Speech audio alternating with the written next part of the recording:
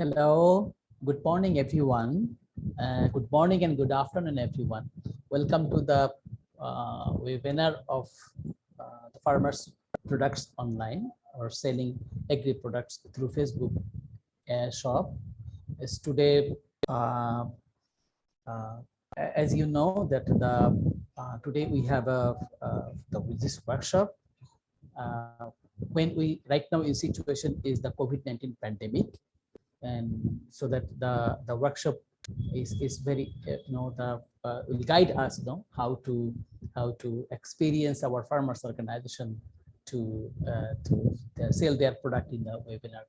So may I request you, my colleague Iris, to show the video regarding the the protocol of the Facebook, the Zoom protocol, and also the how can our participant can rename their name, and also know the how can they uh, uh, to raise their issues during the uh, webinar proper. Yes, Irish.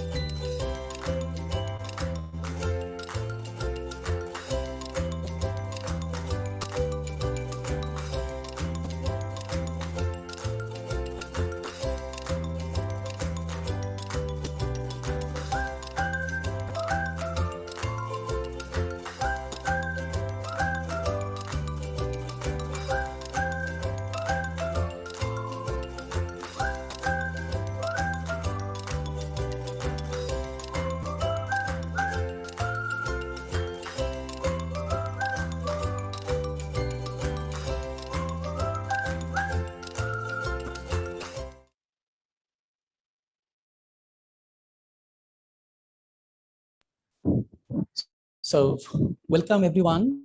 Good morning and good afternoon. So as I already mentioned, now today we have a webinar on marketing farmers products online. So uh, already you have seen now that uh, uh, the how to the rename yourself, and how to the raise your question regard during the webinar. So if I go now to the background of this webinar, This really, when the COVID-19 pandemic is broke out, the many of the countries now imposed the lockdown and strict the guidance were implemented on the borders, transportation stops, many establishments and business are closed. So many people loses their job also. The once busy world was just put in a halt. So, however, food production cannot be paused. No, the farmers and food producer were not to the front line. They were in the front line in the fight against the pandemic.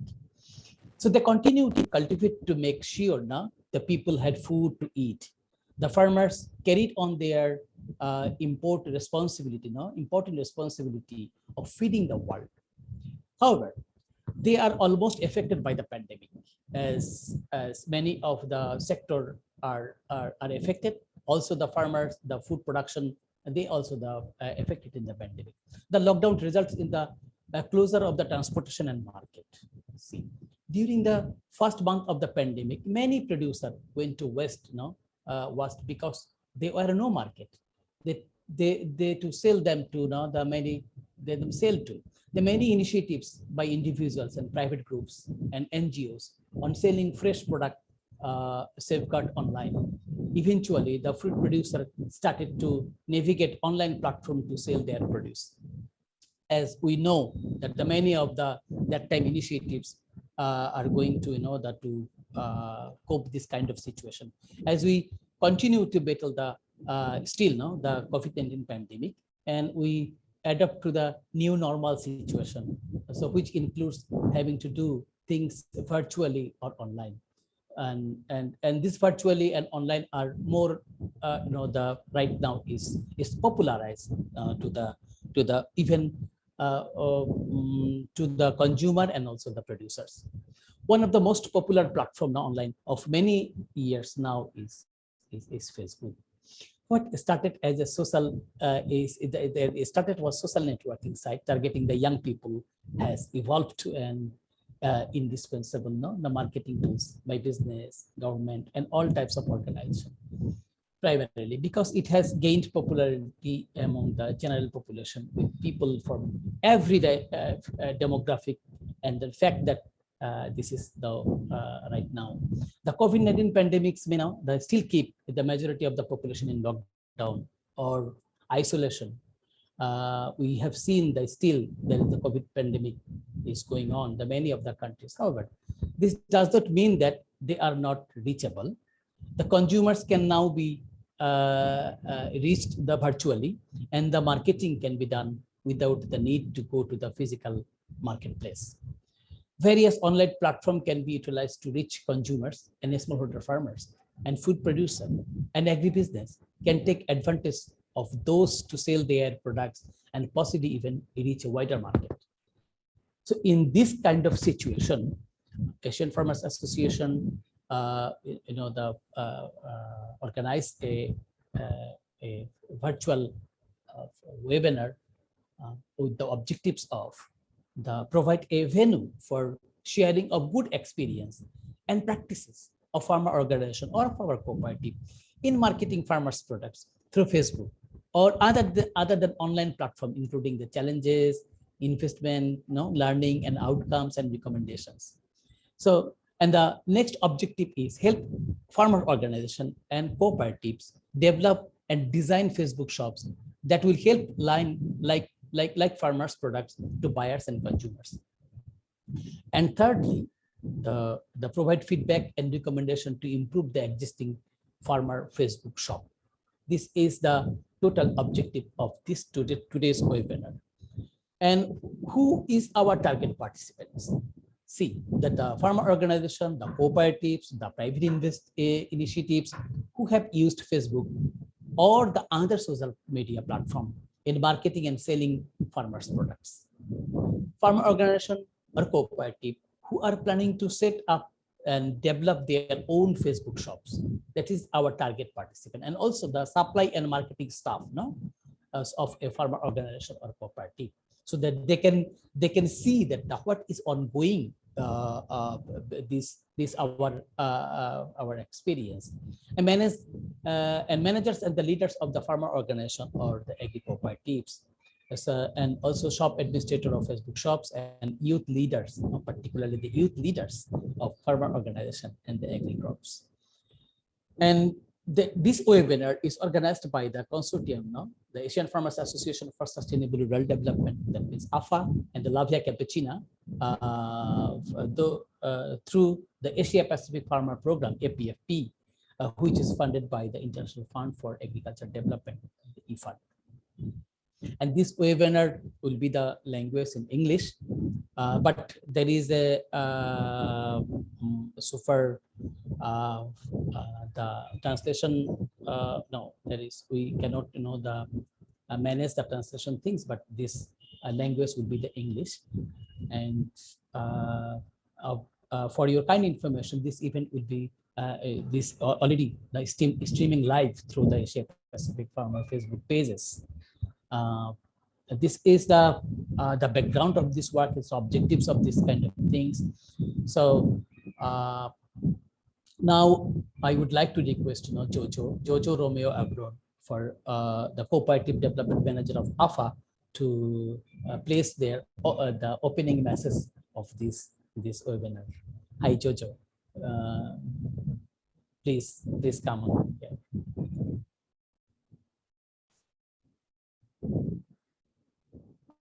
Jojo, you are muted so far. I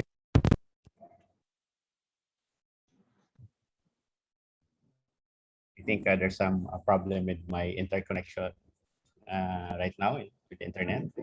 Okay, so good afternoon to each one of us. It's a privilege to welcome all of you and give the opening message for this webinar on Facebook Shop, helping our farmers groups to market their products online. I think, as mentioned by Amir earlier, well, there's a lot of restrictions due to travel and lockdowns.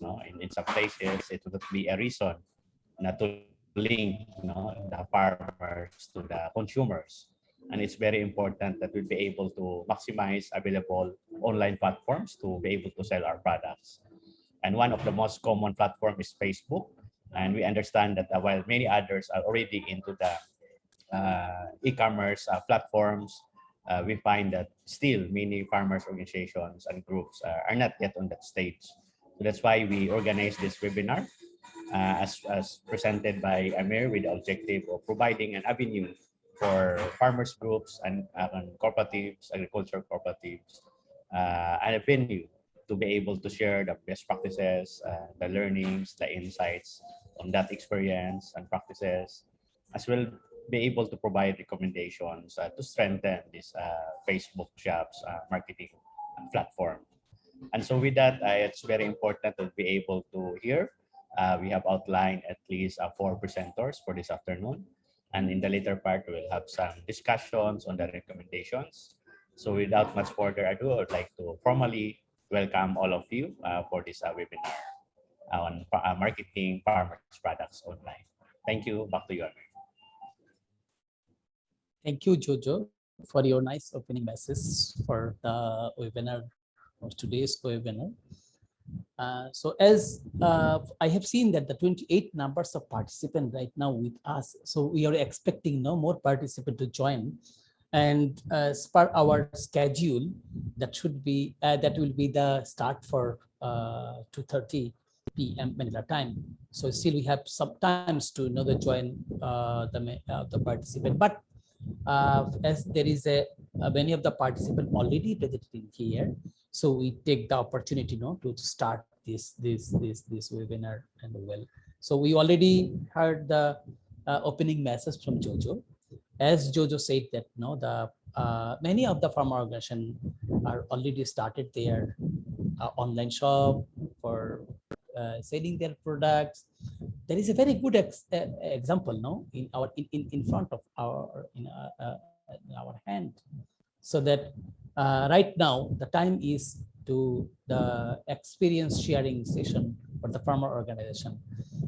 So now today we have invited on the 4 numbers of participants who will be sharing their experience in, I'm just going to introduce yourself as a very short description of the presenter. First is Eric Ladrela, works as a monitoring and evaluation officer of Campaign in Philippines. He is a graduate of computer technology and is a skilled web developer. Eric is also a millennial son of a farmer. So, and then the next is Chintanapon Kyovichit, Noi. We call Noi because of Noi is very popular name to us. Noi worked for the Lao Farmer Network in Lao, Secretariat as a team assistant. Lao was established in 2014. It has more than 5,000 farmers across 14 provinces of Laos. Lao Farmer Networks focus on producing quality products with environmentally friendly and sustainable practice to improve the well-being of all members of the farming families. And our third speaker is Eleni Eugenia. Eleni Eugenia is an Indonesian woman farmers and family farmers. She has worked with WAMTI since August 2019. She is the initiator and oversees the business development of Planet Puna 1. She is also in charge of the collective marketing initiatives. And our fourth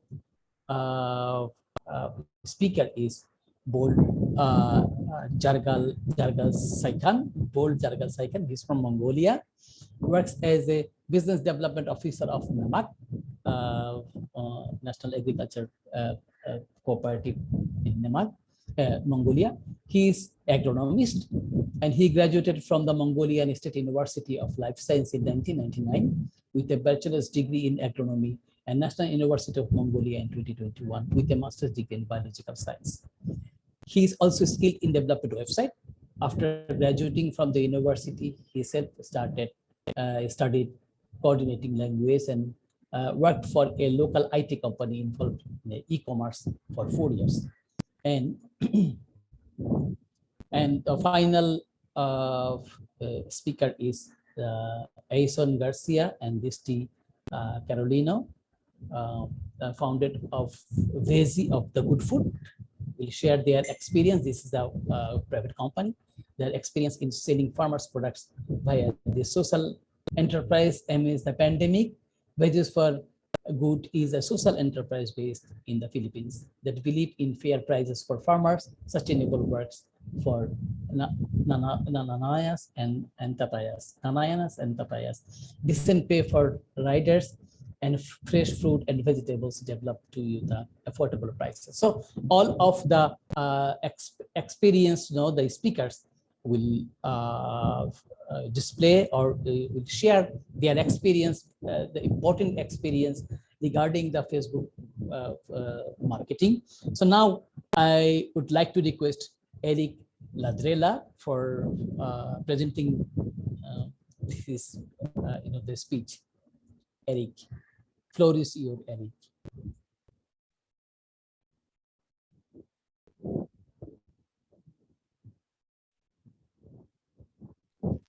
Amir, I think he was dropped out of the call. Okay. So can I ask the second one right now, and then Eric is here. I think Eric is facing problem with internet, so we have to manage this kind of things because of internet is we cannot see that Eric is not in here. So may I request to the Chintanapon Noi to present her presentation, important experience to us to show. Hi Noi, this is your floor. Please take it. Hello. Good afternoon, everyone.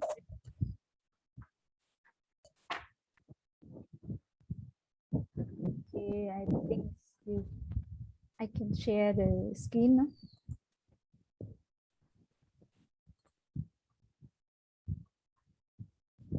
Okay.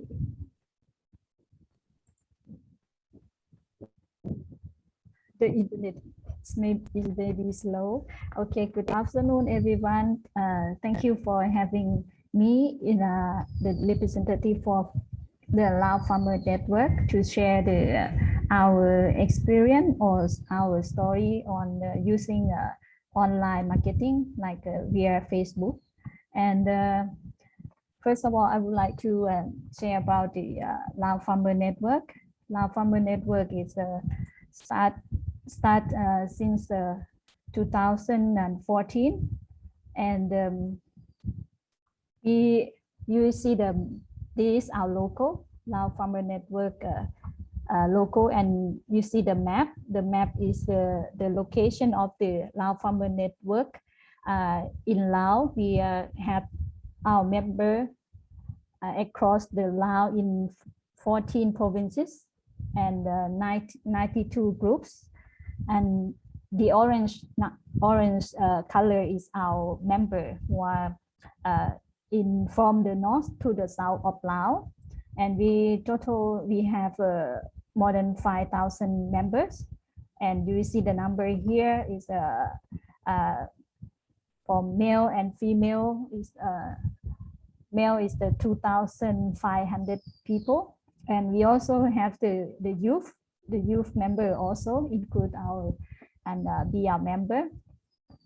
And then what we produce, Lao Farmer Network is focusing, and most of our member is focused on the cash crop. For example, like organic vegetable, fruit, and something like the green onion and many crop. And we also produce rice, coffee, ginger, and tea. For the cash crop, is about 80% of our members, they are focused on cash crop. And the livestock is not too many, but some of the group, they are focused on the cattle, pig, goats, and chicken. And today I'd like to share about the one of the initiative member of the Lao Farmer Network who are starting to sell their product online. This is we call the Thong Mang Organic Vegetable Group. This group is located far from the capital city. Is 40 kilometers far from capital city, and this group established in the 2016. Currently, they have 44 members in that group. Why they are starting to sell their product online through Facebook? They because of the many issues, because they are the new group that just starting.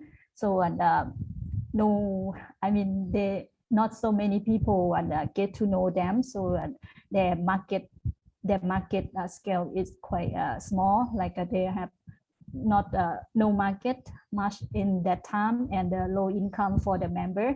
So they think to on that time an online platform is Facebook quite big and popular in Laos, and they think this is the good time to start it, to have the Facebook page. They create a Facebook page named Women Farmer Basket in 2017. They started, and now they have the 2,400 followers to this page, Facebook page. What they sell, you will see this. This is their product. They sell the organic vegetable product, and they put in the farmer basket. They put all of this is the product they produce. They raise the chicken. They have the egg, and they put in the farmer basket also. And all of the kind of food, kind of vegetable here is from our their farm. And the farmer basket product, this is the I show you here is they have the more than maybe 60 kind of vegetable in their group. They plant in their area, and this one they sell online. They make this one allow farmer network. We have the staff to help them to create the layout of the and make a layout and leaflet like this to post in the Facebook group, and this will show that the name of what kind of the vegetable that they have on the time, and the customer can choose which one they want to put in the basket. For example, like this week, for one basket, it will include five kind of seasonal organic vegetable. Something like this time they have the morning glory, grow, and they put in a basket also, and also they include the two kind of fruit from their farm also. And the price is around $8 per basket here, and they will sell online. They post it on their Facebook page, and before, like ahead of that, and then the customer will come and they will comment on there, and what kind of the fruit or the vegetable they want to order, and they put the kind in there, and after that the admin will go to the page and look at the order, and then they will collect or harvest their product and to prepare to put in the basket and send the delivery to customer. They will sell 2 times per week, and delivery to directly to the customer who are ordered from the group.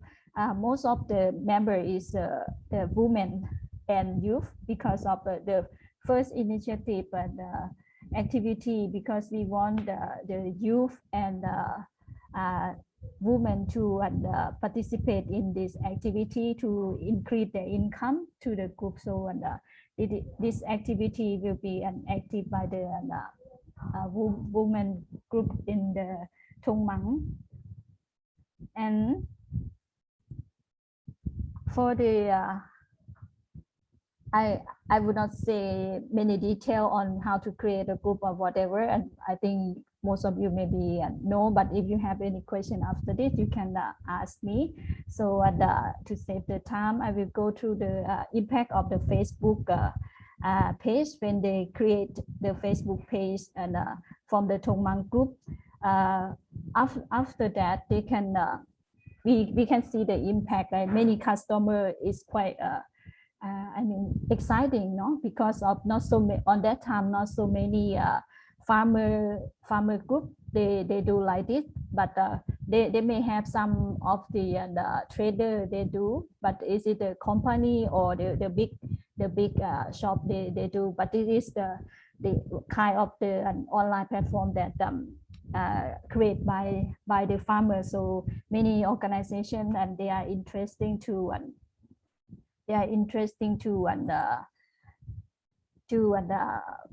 to buy from the farmers, because of they quite believe that it is the true organic from the farmer, because they sell directly from a farmer to the customer.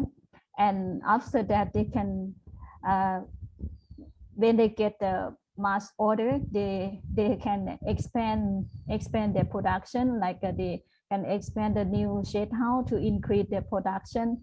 And like now, I think they have more than around 100 shade house to, and from the beginning is quite a small amount of the shade house they built, and now more demand from the public is increase they should increase the production to serve the demand, and they can expand the group member, like now and before is a Thong Mang organic vegetable. It's just they are just a group, but now they can get more income. They have more member, and now they become the cooperative. Now they can set up the cooperative in 2020, and it is a good time for them also, because of they can set up their organic vegetable and market in front of the big supermarket in the city, that they can sell 3 days per week now. And but if you want to order online, they are still have some but admin team to organize it and delivery to the customer also. And they can increase their income average. I have asked them, they said they can increase it into $500 per month per house, per farmers, no, per household. And from this to show off their work, their product through the Facebook page, they can have the partnership with the private company, such as I put in here, like the first they have the contract with the Myeong Lao food company, that they want to order the green onion from them 100 kilo per day. They can sell to the company. And even now they can create more network through the NGO office. They can sell online to them, and some of the like at the noodle shop, they order the vegetable from this group also in Vientiane City. And the big company, you will know, the CP company, they quite install many fish market in Laos, and they sell like the set of the hot pot, and they order the vegetable from the Thong Mang group to sell in their shop. And Thong Mang organic farm, now they become the learning center, because they're quite popular and many people visit them. I think this is the good impact from they're creating the Facebook, and they can show up their success. And what we can learn from this is the online marketing is need the trust from the customer and also the producer. Between them, because of you can show the beautiful picture in your page, but when you deliver to the customer, your product is something like a destroy or rotten, something like this. It is not good. So it is a good thing, like online marketing is need trust between the producer and the customer. And selling product online is the quite neat organizing system. Something like you could have the admin team who post the content, who post the photos, nice photo, and have to check the comment when they order, or when sometimes your fan page would like to ask you what kind of vegetable, or they have the problem with this. They send the comment, and if no one answer them, they won't follow you anymore. So this is the good thing that you have to think about, is like if you serve them take care of them, they will come to you every time, and they will buy from you every time also.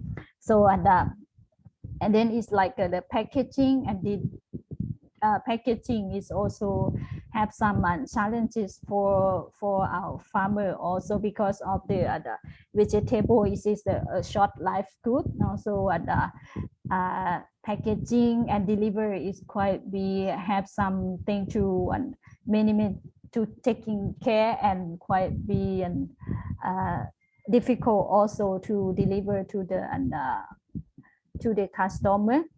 And I think the deliver product to customer is quite a big issue for farmer, because of on that time, from the first they create the page and they deliver by themselves, and sometimes the customer and the order is too far.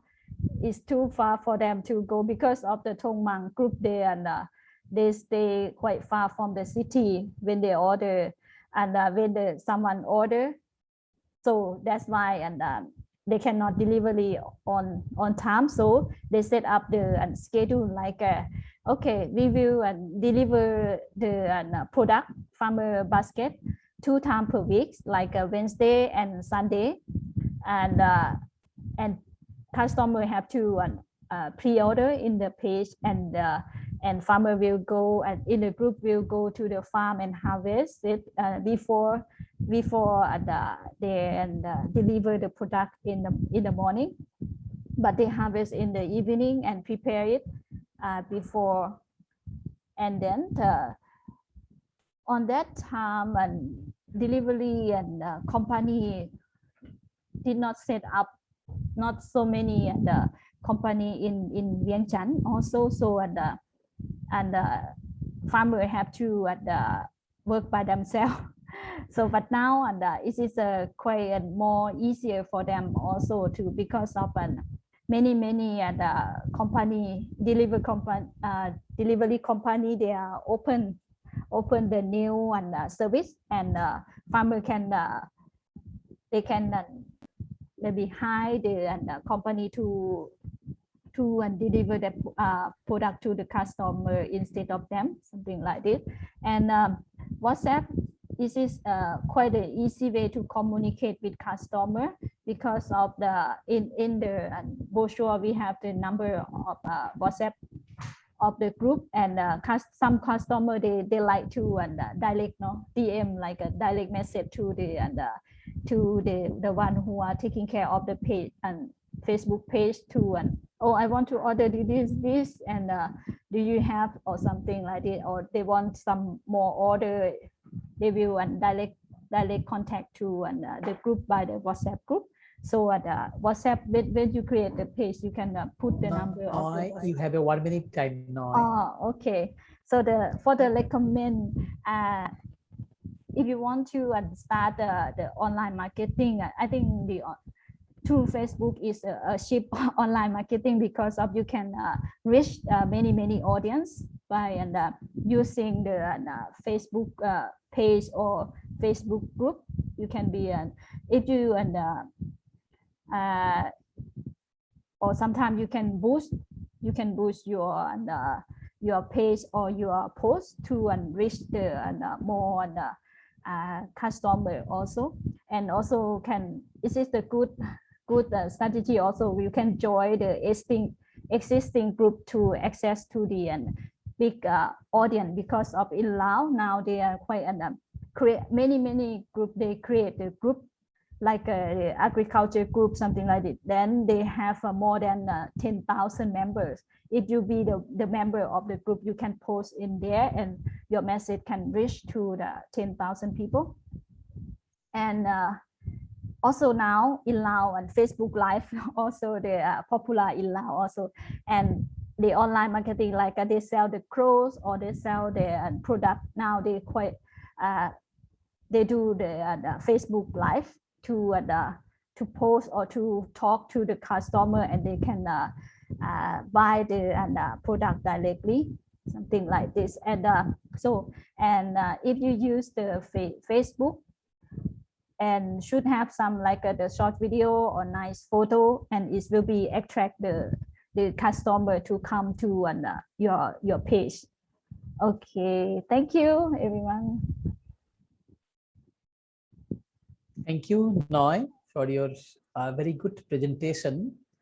And I hope that all of the participants is enjoying your presentation, particularly when you started how you started your program, and the farmer basket issues, the impact of these initiatives, and the information that the $50 US per person per month, they increase their income, and also the all of the learning challenges, and also the recommendation from your part.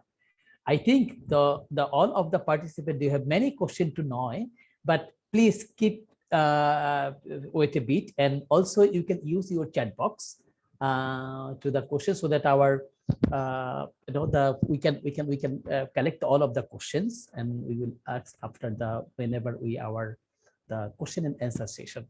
So when those who are right now joining with us, please fill out the attendance form. Please check your chat box so that my colleague Irish already sent you the link, so that please all of the participant, please fill out all of attendance now from and for those who are right now joining with us, for your kind information, you are watching the webinar of the Asia to the organization by the Asia Pacific Farmer Program, and also assuring resiliency of family farmer amidst COVID-19 the initiatives. The webinar is marketing farmers products online, or you can say selling agricultural products through Facebook shop.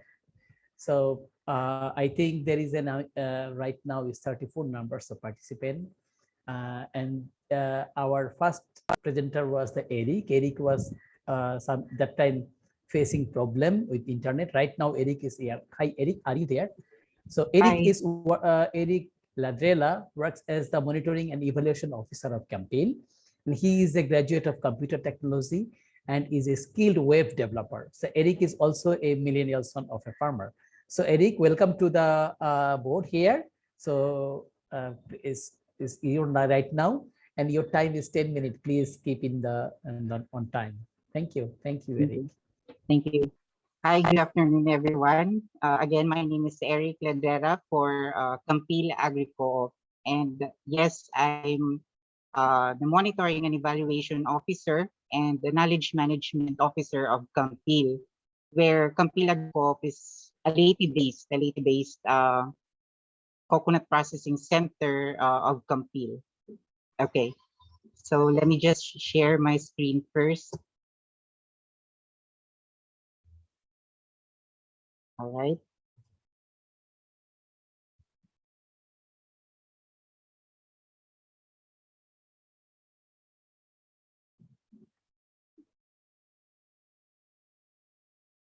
Okay, so this is our presentation, Campil Agrico.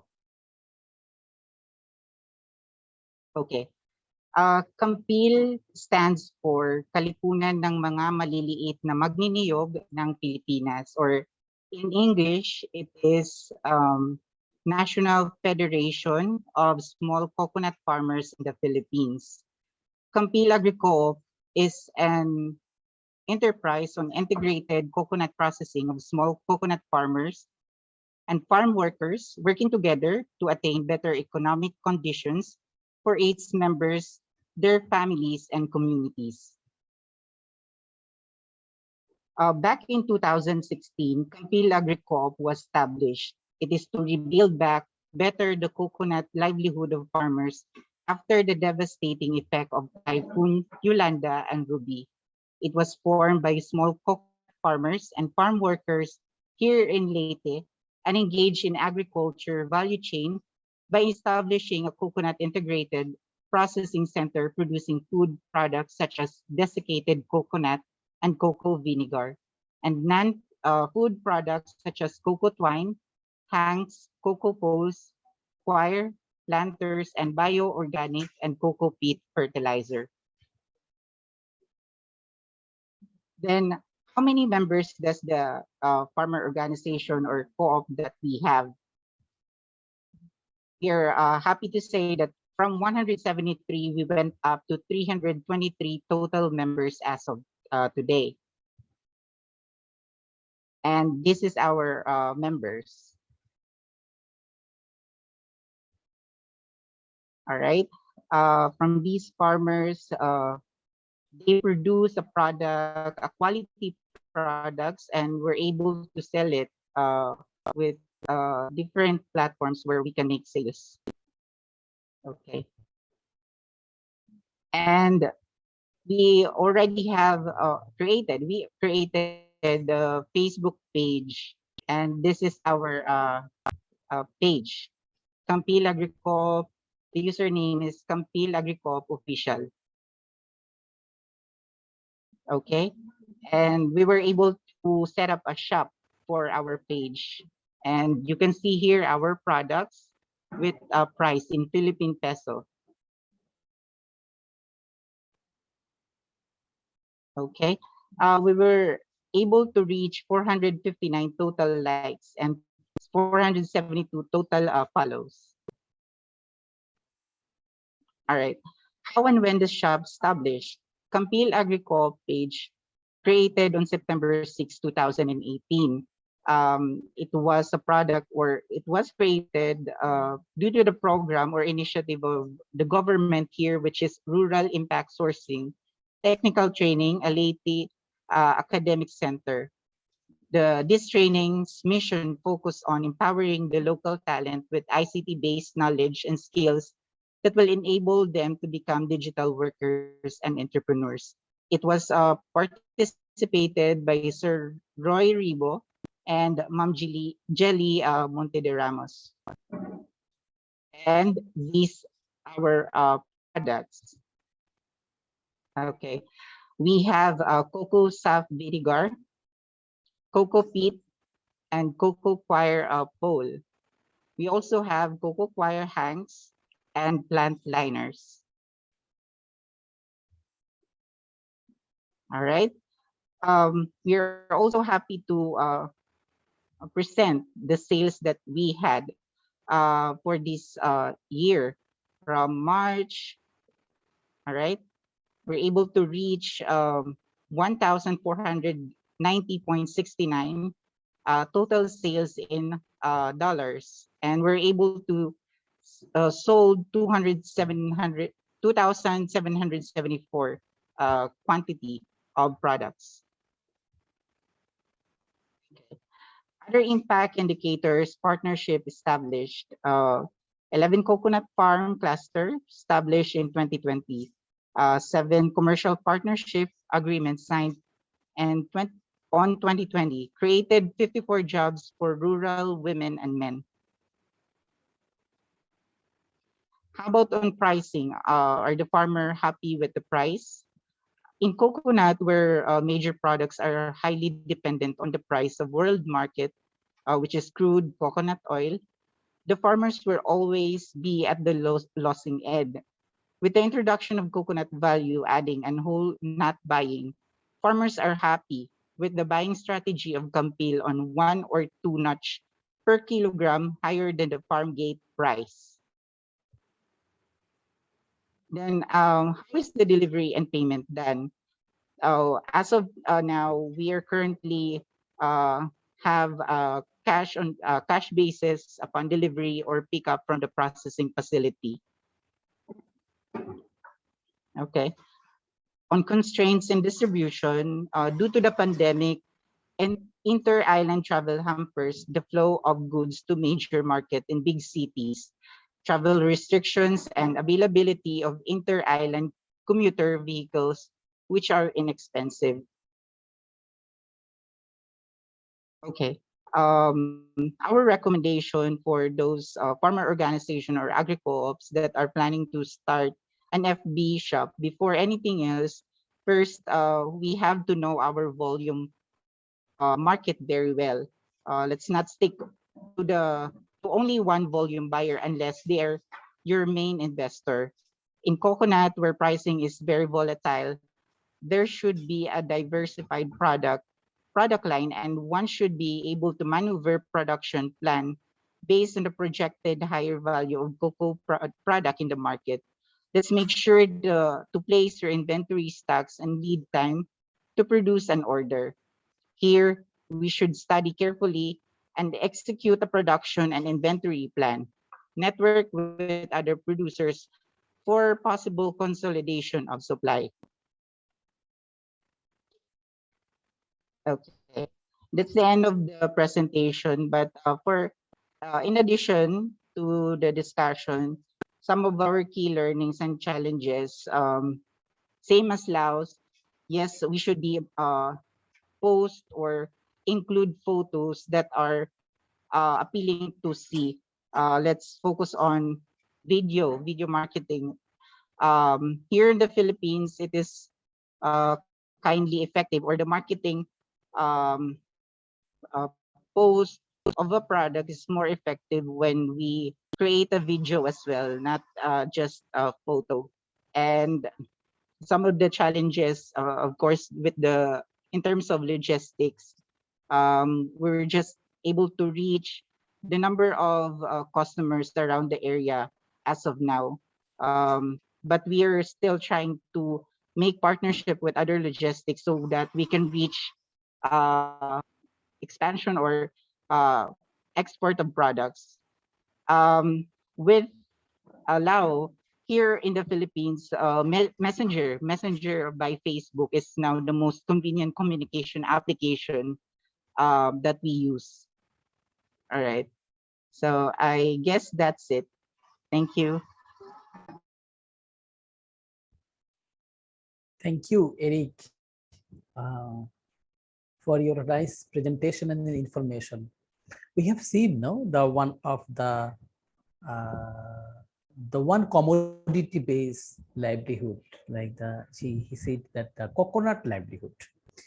So how the coconut farmers they created the cluster and also the one Facebook group for selling their products. So can I request Eric share your presentation so that I can invite the next one. So before inviting the Lenny, I just wanted to remind all of our, the participant that you are watching the marketing farmers products online, the selling agricultural products through Facebook shop. And this webinar is organized by the consortium of Asian Farmers Association for Sustainable Rural Development, AFA, and Lavia Campesina through the Asia Pacific Farmer Program, APFP, and also assuring resiliency of family farmers amidst COVID-19 project ARISE, which is funded by the International Fund for Agricultural Development, IFAD. And the language is in the English. And for your kind information that this event will be this event is streaming, the live streaming through Asia Pacific Farmer Forum Facebook page. So now I would like to request Lenny Eugenia. Lenny Eugenia is Indonesian woman farmers and family farmers. She has worked with WAMPI since August 2019, and she is the initiator and oversees the business development of Planet One. She is also in charge of collective marketing initiatives. Welcome, Lenny. Floor is now to you. Yes, Lenny. Okay, thank you, Amir. Hello, everyone. Can you see my presentation? Yes, yes. Already? Okay. Okay, good afternoon. First of all, I would like to thank to the organizer, AFA and LTC, that has been invited me, and I'm glad to be here together with all the participants. So this is if you look into our Facebook page, so this is the profile picture that you will be seeing.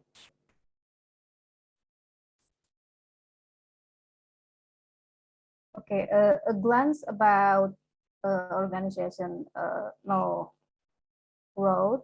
WAMTI is a national farmers organization established in 1994, and in the organizational development last 5 years, it has been reached out around 120,000 household members for around 39 districts. And for economic activities, they are support the economic and for all farmers in the form of local cooperative, like we have a Cassava local cooperative in Lampung, and also they have a national farmers enterprise cooperative, and also several rural enterprise industry, and in the form of a collective marketing initiative, like here with Planet One that we would like to present. A glance about Planet One. Planet One is a collective marketing initiative for the women farmers or rural women product that involve women farmers, family farmers, or rural collective enterprise dealing with production of commodities or product. And it has a purpose to broaden the market, to build the creativity capacity of the women farmers, and to increase the income. So here in the left side, you can see the red rice community grower in a remote area of indigenous community in southern part of Java, where we promote and link their product to the customer. Lenny, can you enlarge your the presentation so that we can see the good way, because of this just presentation mode, the presentation mode. You can use the presentation mode now. If you see the button at the bottom of the line, there is a presentation mode sign. You can click there so that you get the. Sorry. First today.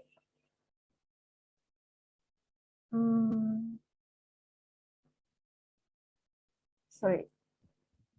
It's okay. It's okay, Len. It's okay.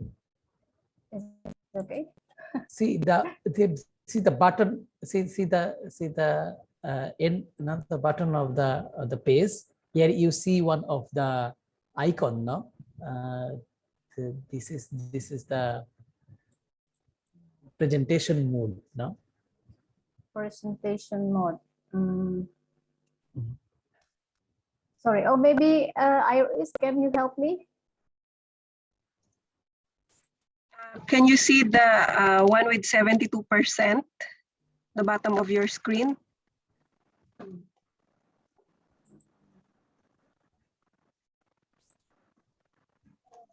You can use that, or the button beside it, the one that look like square.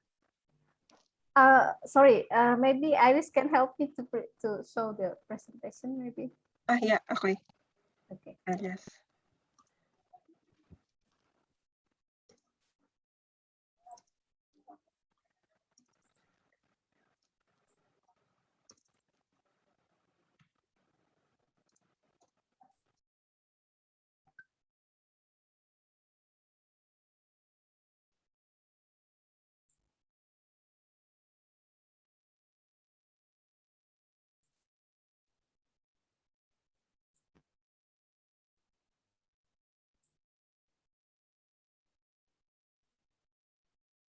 Sorry, is it like this?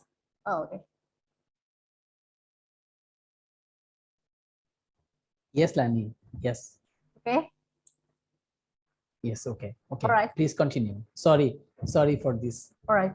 Okay. So just a flashback. So this in the left side there are red rice community growers in a remote area from the indigenous community in southern part of Java, where we promote and link their product to the customer in the urban and cities, targeting women, but not limited to that live in the urban and cities. So that is the way we work. So next.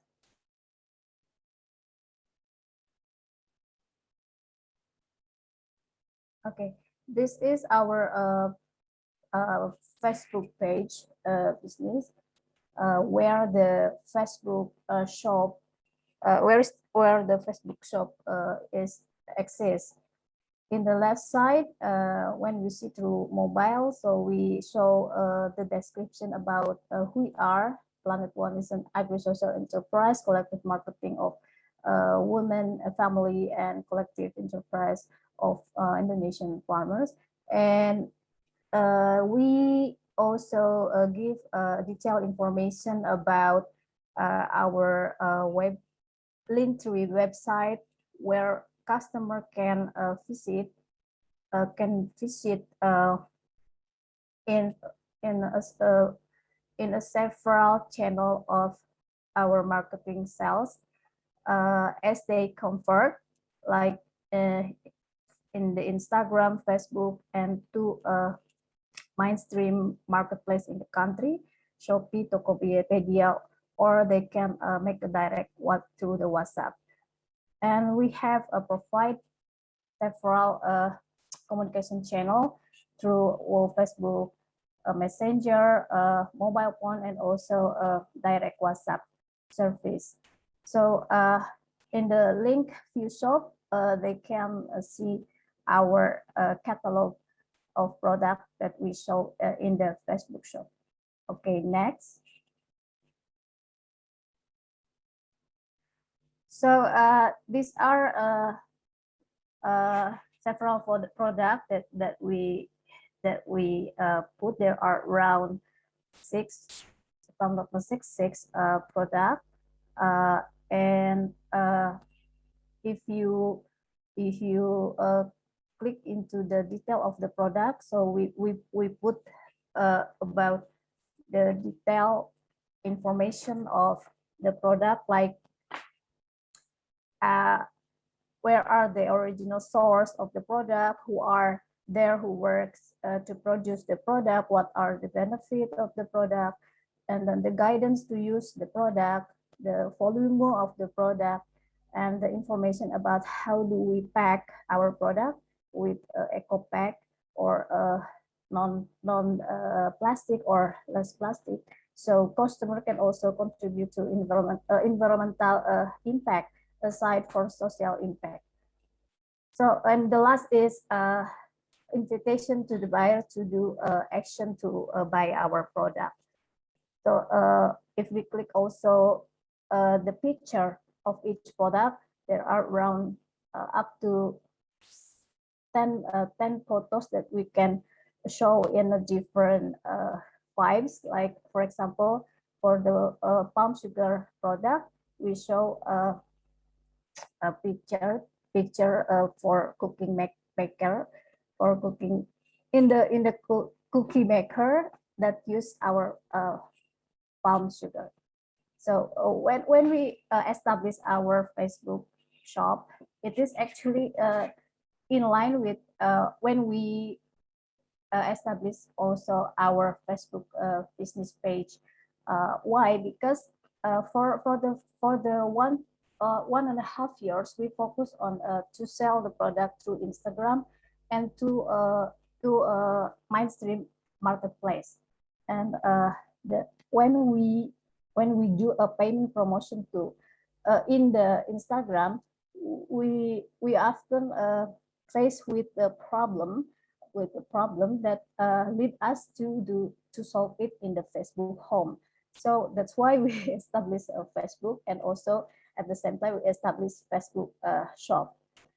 And for the first time, there is a young from the district who helped us to establishing a Facebook business, but later to operate this Facebook and also Facebook marketing digital platform. Planet One has participated in the online training digital marketing series conducted by Facebook Indonesia and Femina Women Trainer Community Group or platform. Okay, next.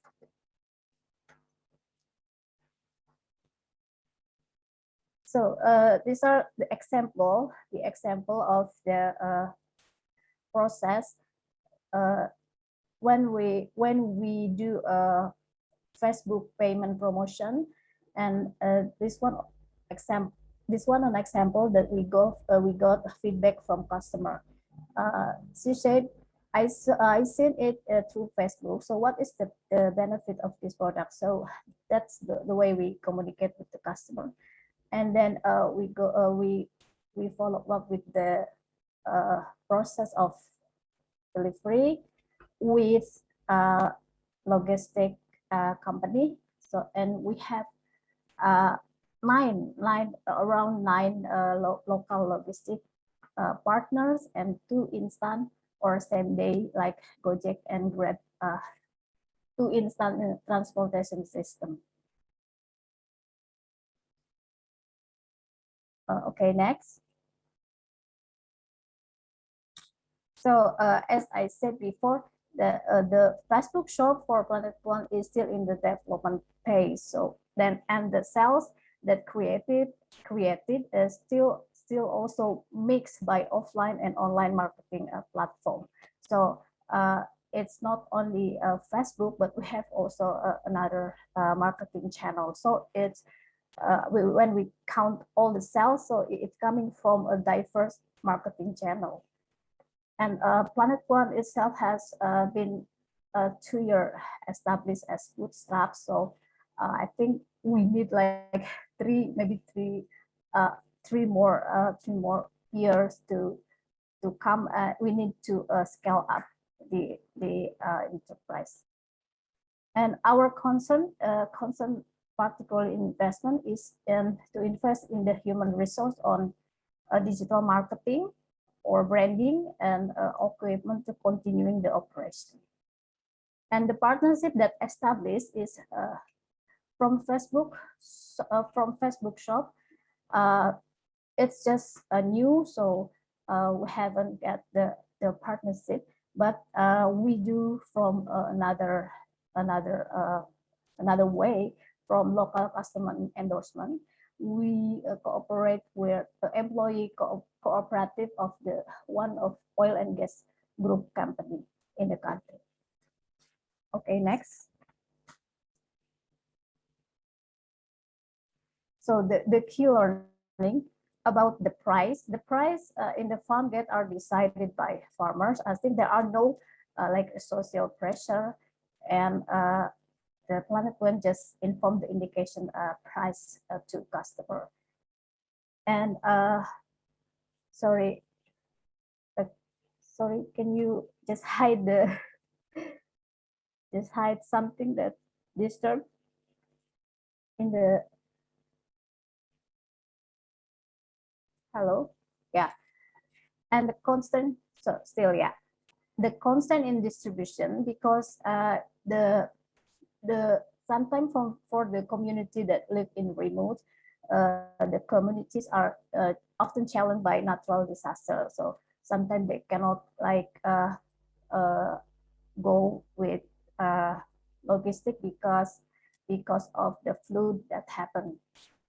So in the demand side, Facebook shop doesn't have an automatic system that connect to transportation system like we experience in a marketplace. And on the delivery, we need to make sure that the quality of packaging to avoid a spill or a damage and etc. And for the payment, the same as above, the Facebook shop doesn't have automatic system on payment. So we need to provide or assist our own payment system by do communication with the customer. Okay, next.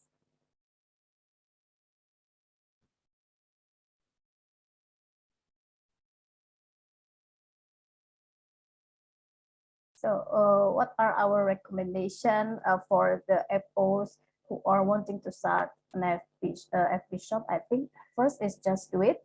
It is very interesting, and but you need to recognize well your target market, and then do a regular payment promotion. And also recognize well your marketing base, because if you are in the stage like what we are doing now, in the page in the stage of awareness. So we need to more and more do awareness until we got the intention, and also and then further transaction. So do the review through Insight. If you do a payment promotion, then you can learn about your customer behavior, their age, their location, when they see your advertisement, for example, through the Insight. So you can like improve your promotion for the next. Or the Facebook itself, they usually make a system, yeah. And the most important thing is to have a dedicated person that in charge in the digital marketing and media branding. I think that is for us. Thank you. Thank you. Thank you, Lenny, for your nice presentation and also the very good information. No? So many of the information we have received from your nice presentation. I think every participant are enjoying the Planet 2.1, and they established their Facebook marketing in March 2021 when the pandemic is hit the world. No? And see that the many of the youth and women participants are engaged in Facebook marketing, and they already the experience many of the good things, and the recommendations. See, the Lani is describing that just do it. So this is really very encouraging word for us and who are watching right now and planning to do the Facebook marketing shop. And obviously we have so far we have a many question to Lenny, and we have a chance to the whenever with the open and question and answer session. And please put in your question in a chat box. Here is the chat box, and you can put all of the question in here. So now I'm just remembering all of our participants to please fill out this attendance form that already shared in the chat box. My colleague Irish already shared the chat in the chat box the attendance form. So please, whoever not they still not registered, please fully fill in the form.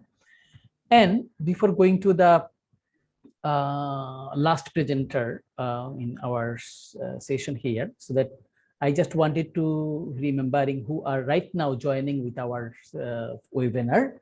You are watching the Market Farmers Products Online. You can use a call also selling agricultural products through Facebook shop. And the organizer is this webinar is organized by the Consortium of Asian Farmers Association for Sustainable Rural Development and La Via Campesina through the Asia Pacific Farmer Program, this is called APFP, and also the Assuring Resiliency of Family Farmer Amidst COVID-19 project. This is ARISE, so which is financed by the International Fund for Agricultural Development, IFAD.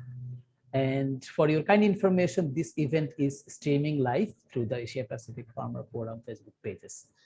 So now I just wanted to go the bold Jargal Saikan. So he's from Mongolia. Work is a business development officer of NAMAC. He is agronomist, and he graduated from the Mongolian State University of Life Science in 1999, and with a bachelor degree in agronomy and National University of Mongolia in 2001, with a master's degree in biological science. He is also a skill development website. After graduating from the university, he self-studied the coding language and worked for a local IT company, so involved in a e-commerce for 4 years. So Bold, the floor is your right now, so please go through. Thank you, Bold. Thank you, Amir. Good afternoon, everyone. My name is Paul. I am working now NAMAC. And we have heard some of the noise in your part. So can you please check this one?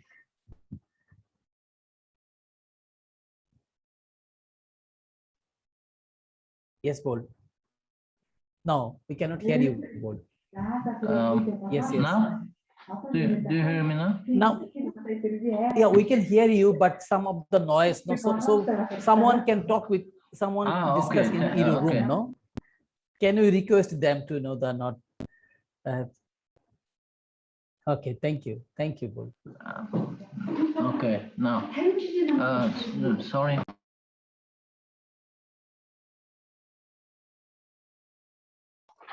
Okay, I'm sorry for that. It's okay. It's okay.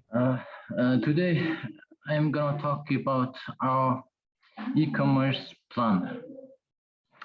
We didn't start a Facebook shop now, but we are planning our e-commerce. And so today I'm going to about our e-commerce plan.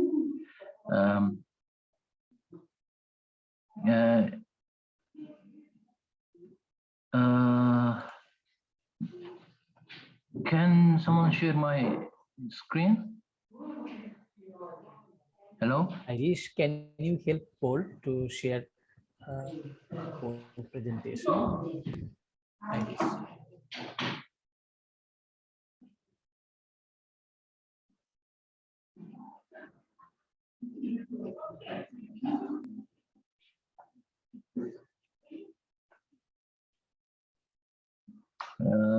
It's better to start. Yeah, from the slide. Thank you. In 2019, Nama came up with the idea to market the product of cooperatives under the name of AgriCoop. Now AgriCoop is now the brand of the all products from cooperatives. And in August in this year, the online shopping site started namak.coop and /shop. It's now starting, but it's in trial basis. And we started our Facebook shop and connected this website and Facebook shop. Currently, we are working on a trial basis. So we have not all the product, we just a few product presenting. And one of my concern is that we are starting our e-commerce. Facebook shop is one of the e-commerce plan. So we're starting Facebook shop, e-commerce website, and also we have our digital marketing plan. And we need to start our search engine optimization. It's for a website and also social media marketing. It's Facebook, YouTube, and other digital marketing platform. And of course, content marketing is one of the essential issues. Also, email marketing. Next slide, please. Next one. Thank you. There's three most important thing in e-commerce is delivery and payment and digital marketing. So I'm going to talk about the delivery now. For online retailers, having excellent delivery service is essential to customer retention and acquisition. And the most important issue for online delivery service are on-time delivery and also delivery cost. Perhaps the most important issue that consumers concerned about is time. For example, you say it's going to be there in 2 days, but it's not as your promise. then you start to disappoint your customers. They are not going to retain. So this is a common mistake made in Mongolian online retailers right now. In Mongolia, delivery costs are one of the most important factor for online shoppers who are choosing which online store they will buy from. It means we need to deliver on time and keep delivery cost low in order to retain our customer. Right now, we don't have sufficient resource and the manpower to meet this requirement. What to do now? Solution is fulfillment center. Next slide, please. I'm gonna talk about the fulfillment center right now in this slide. E-commerce business inventory stored in a 3PL it's a third-party logistics center, fulfillment center also, in preparation for fulfilling customer orders. In this picture, you can see that your products from farmers or cooperatives ship it to your fulfillment center, and there you can rent a space for this warehouse. Your store's inventory is synced with this inventory at your fulfillment partner, and after that, customer visit your website and they place order and pays for these orders. And after that, fulfillment center will prepare product, pick and pack and ships to this order to the customer. It's this picture explains about how fulfillment centers work. So in Mongolia, there's some I think it's 5 or 6 fulfillment center company working. We going to work one of them. Next slide, please. This is pickpack.mn. Thanks for this fulfillment center service, we don't need to deliver our product to customer. We just need to rent a small space for our product, and we need to start to receive orders. Next slide, please. After this delivery, you need to consider about payment. Payment is one of the most essential thing in e-commerce, because there is no right payment methods. Also checkout, it's called checkout method. You can seriously impact conversion rate. In other words, the potential buyers abandon their shopping carts if there's no right payment methods for them. Here is some of the popular online payment methods. For example, PayPal, pay with bank cards, bank transfer, digital wallet, cash on delivery. Next slide, please. My concern is that Facebook shop, there's only 3 options in a Facebook shop. First one is the checkout on another website. Next one is a checkout with Facebook, And last one is checkout with messaging. Checkout on another site means you have to have a website with the checkout methods.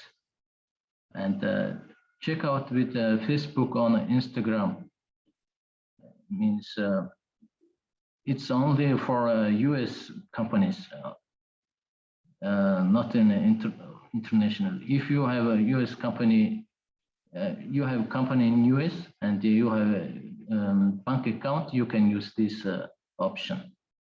Last one is checkout with messaging. It's not really checkout method. It's just connecting you and your customer. So I'm going to talk about the first option, checkout on another website. This next slide, please. Now this is our website just under development. This is this picture's product page. For example, when a customer going to buy this product, this is a honey bee, and they need to first visit to Facebook shop, and after that they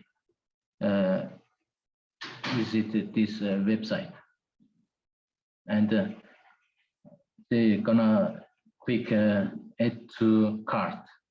In here is in just Mongolian, and after hit add to cart. Next slide, please. It's going to send you a page. Fill out your information and click the order now. Next slide, please. And we have right now we have only one option for checkout method. It's a QR code. You can pay with your banking application, scanning this code with your banking application. Next slide, please. Yeah. Yes. After you scanning, first you need to enter your mobile application. After that, you scan your this QR code, and you need to pay this payment. It's a simple payment method. Like this simple payment method, your customer not abandon their online shopping cart, and by this method, your online e-commerce income maybe increase because they don't abandon the cart. Next slide, please. So my recommendation is first you need to use Facebook shop, create Facebook shop, and next one is my recommendation is use WordPress plus WooCommerce. It's a free software for creating website and e-commerce shop. And next recommendation is use your local payment gateways. For example, in this example, I used our local payment QR code scanning payment. And third one is use fulfillment center service. It's gonna save your time, and decrease your expense. Yeah, I'm sorry for my English.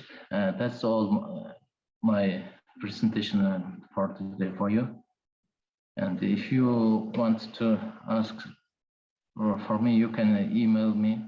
Here's my email address. Thank you for your attention. Thank you, Bold. So many of the new, the idea you already, the parking here, like the e-commerce business and also the fulfillment center, the third-party agreement, so that we can, avoid some kind of the transportation things. So, okay, I think we are right now, the many of the question in our mind because of the 4 presentation already done. So who are the new join with us? Just for quick reminding that we are watching the marketing farmers products online. This is, or you can say, the selling agricultural products through Facebook shop. And this webinar is organized by consortium of AFA and Lavia Cappuccina through the APFP and ARISE project. And this project, this event is live streaming with the Facebook page, the Asia Pacific Farmer Facebook page. And now I would like to request now for the open forum. And this open forum, this is the question and answer session. So all of our 4 presenter is there. So I would like to request all of the participants to ask your question through chat box, or you can raise your hand. So right now this open forum will be moderating by Junelisa Pandela, our Business Development Officer of Asian Farmers Association. Juni, this is your floor right now. Okay, thank you, Amir. Their presentations are really very informative, helpful, and a great encouragement to our farmer organizations to set up their own Facebook shop. So again, good afternoon, everyone. I am Juni of AFA, and I will be your moderator for our Q&A and open forum with our speaker, with our 4 speakers. So we will be entertaining 3 to 5 questions from the participants. So kindly raise your hand or type your questions in the chat box and indicate to whom are you referring your questions. So it can be Noy of LFN, Eric of Campil, Lani of Wampi, and Bold of Namak.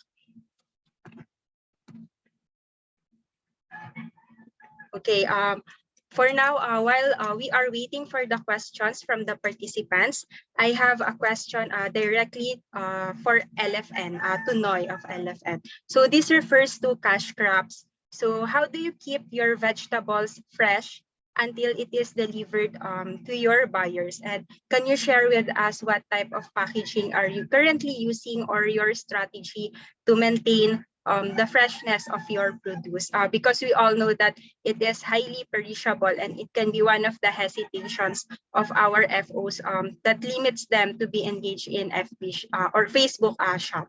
So can you give us some advices on the packaging of your fresh vegetables?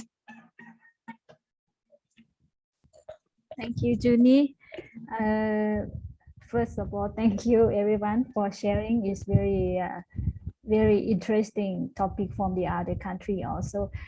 From LFN, for the packaging is very challenges for us also, because we face the problem in the first phase of deliver our product to the customer also, because the first one we use the paper box, but it's not work because of the humidity, and like when you put the vegetable in there, and it's quite dry. So when you dish to the customer, it's not good. So we change like we can start from the production, like before you harvest, like before the farmer will harvest their product.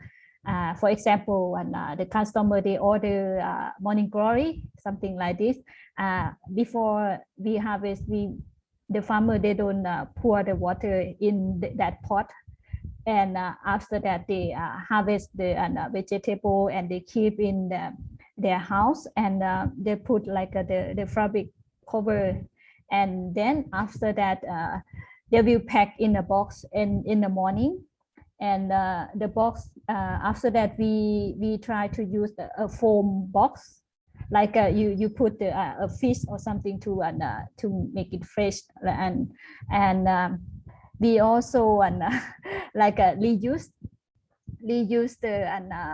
the bottle, the drinking bottle, like and we put the water in there and we keep in the refrigerator, and until it's become ice, like the ice box. But we don't have the money to buy the ice box, so the farmer they use the recycle water to put the water in there and put in the refrigerator, and it will and after that when they pack the vegetable in the box, and they put the ice, I call the ice box, no, ice bottle, and in the under that, and they cover by the banana leaf, and they put the vegetable and they put the banana leaf, and then after that they cover it, and it will like it will have the air, and in there is quite cool.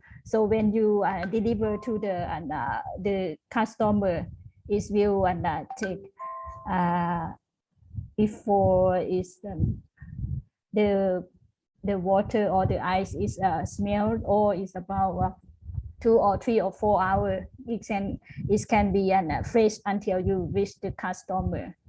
Yes, we will use that. Okay, thank you so much, Noy, for your advice on how do we maintain the freshness of our product until it reaches to our customer. So just a summary. So we need to start from proper harvesting. We need to have a correct storage and right packaging. So instead of using paper bags, we can use foam bags instead. And then we also do some reusing of drinking bottles to be used as ice during the delivery, and we use banana leaf as the divider of each vegetable. And of course, during the delivery, we need to ensure proper temperature so that we can maintain and ensure that the freshness of the vegetables will remain until it reaches the consumer or the buyer. So thank you so much, Noy of LFN.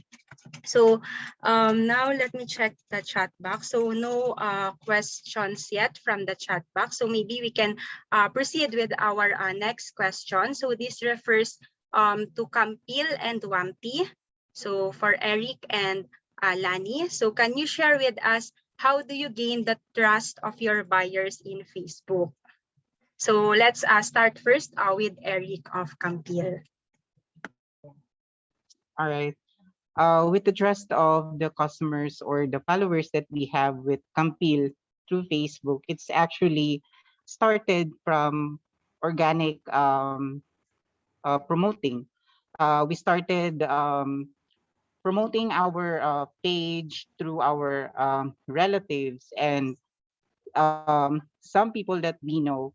And from there, since they already have or they tried the product from our organization or from the AgriCoop itself, just the word of mouth, they started to introduce our product with other customers or potential buyers. Yes, they boost page. We also use boosting page so that we were able to reach um, other customers or potential customers within the area, or with we were able to reach a wider audience. Yeah, that's for Campil. So thank you, Eric of Campil. Now let's hear from Lani of Wampi. Okay, thank you. the way we put the Linktree website in the Facebook page is actually the way we give a room for customer to for a trust, because they can like track our track, or they can see our other marketing channel, like for example, if they want to convince that our account is a legal account, not a fake account, so they can like see our Instagram story, and also there are rooms in Instagram that we can put a kind of testimony from customer, and also they can all track our transaction through marketplace, because in the marketplace there are a system where customer can give stars, like they satisfied with 4-star or 5-star, or also to give their testimony in the room for there are room for customer to give testimony in the e-commerce of a marketplace. So that's the way we give yeah our yeah, Yes. yes, thank you. Okay, so thank you so much, Lani of WAMTI and Campil, Eric of Campil. So just a summary. So for Campil, they started promoting their page through their relatives. Then they also have word of mouth and boosting page to reach more customers within and outside their area. While for WAMTI, they also include other website of the FO or the other marketplace that they have, such as Instagram. And then it is really important for them to have reviews and feedback from their customers. So now I think we have a question here in the chat box. So this one is from June Perez. So referring to Eric of Campil. So can small coconut farmers in other areas, say Mindanao, through their farmers associations, partner with Campil or become members of Campil?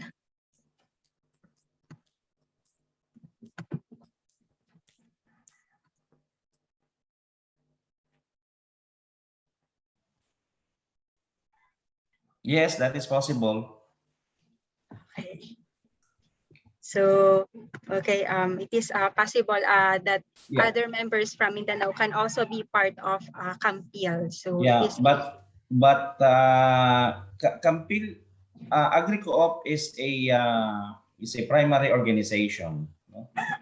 And our federation is Campil. So those in Mindanao, I would strongly suggest that they develop their own commodity, form their own cooperative also. And perhaps later on we could join forces in terms of the commodity on coconut. But we can help them in the formation of their cooperatives and linking their commodities with other commodities, not only in Mindanao, uh, also in Luzon.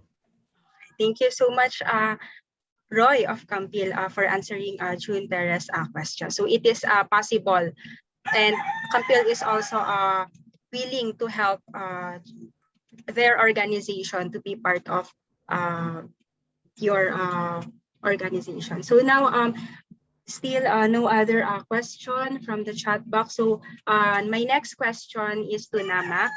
So earlier, you have mentioned the different payment method. So this can be in through card, bank transfer, digital wallet, or cash on deliveries. So which of these payment method do you think is the most recommended and effective rather to the buyers in order for them to continue their purchase?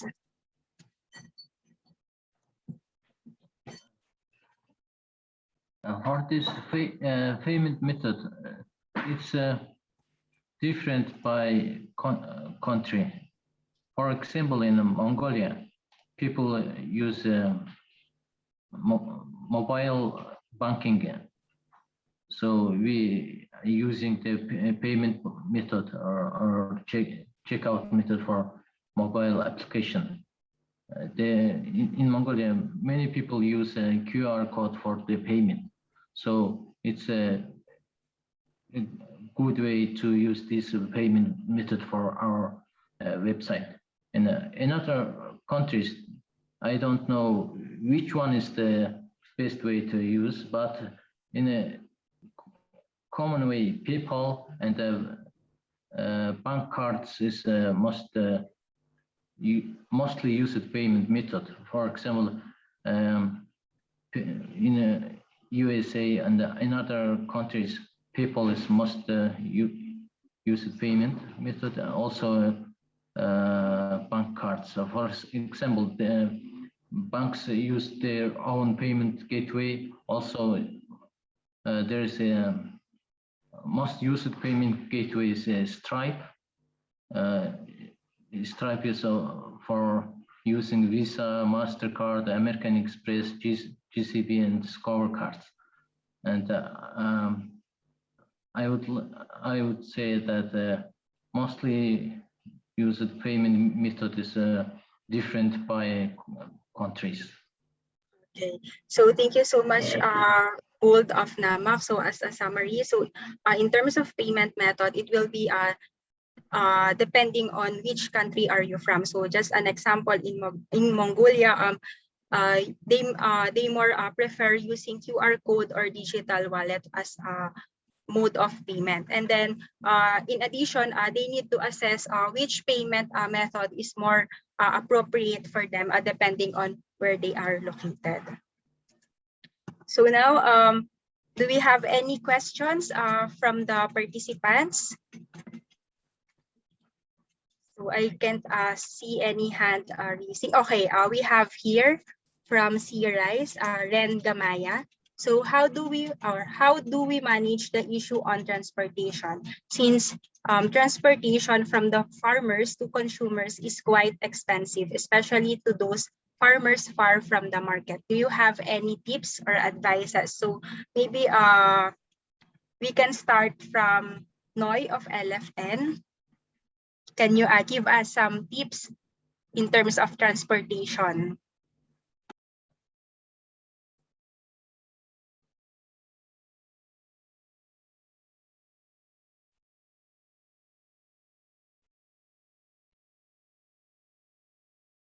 I think you are muted if you are speaking.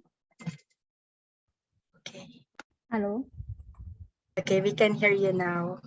Yes. Oh, it's a quite difficult question because of it is the problem, but in Laos also because of the transportation in Laos is quite a high cost is compared to the other countries nearby like Thailand or other. But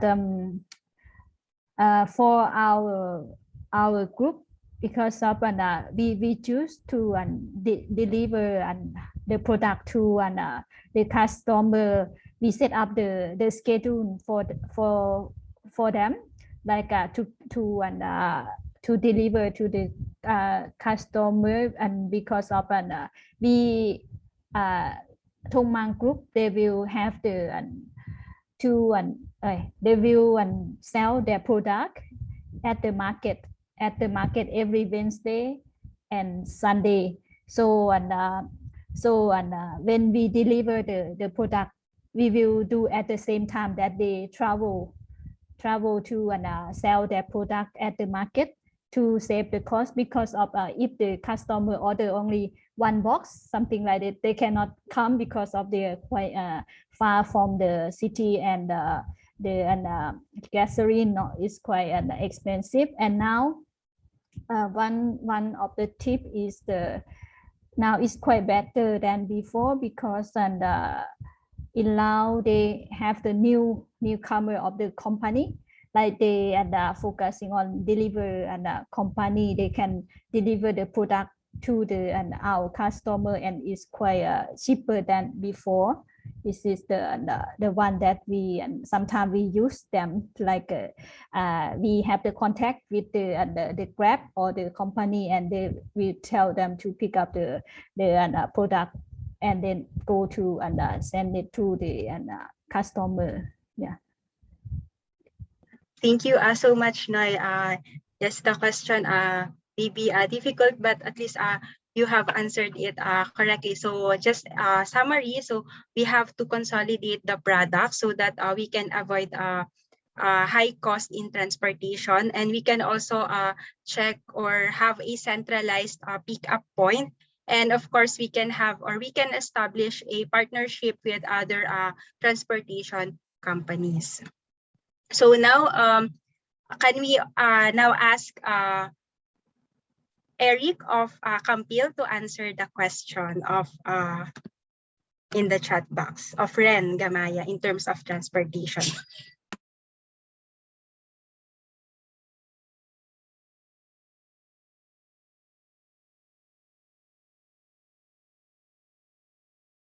Hello, I think you are muted, Eric. Okay, it's now unmuted. All right. With regards to the question, okay. We actually receive inquiries through our Facebook chat or message. The thing that we can advise with other, because we actually receive orders from in distance or away from our site.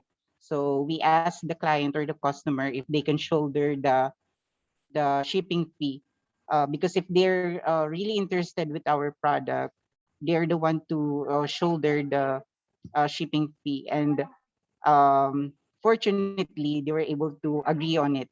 So I guess you can also try it with your on your end. Thank you.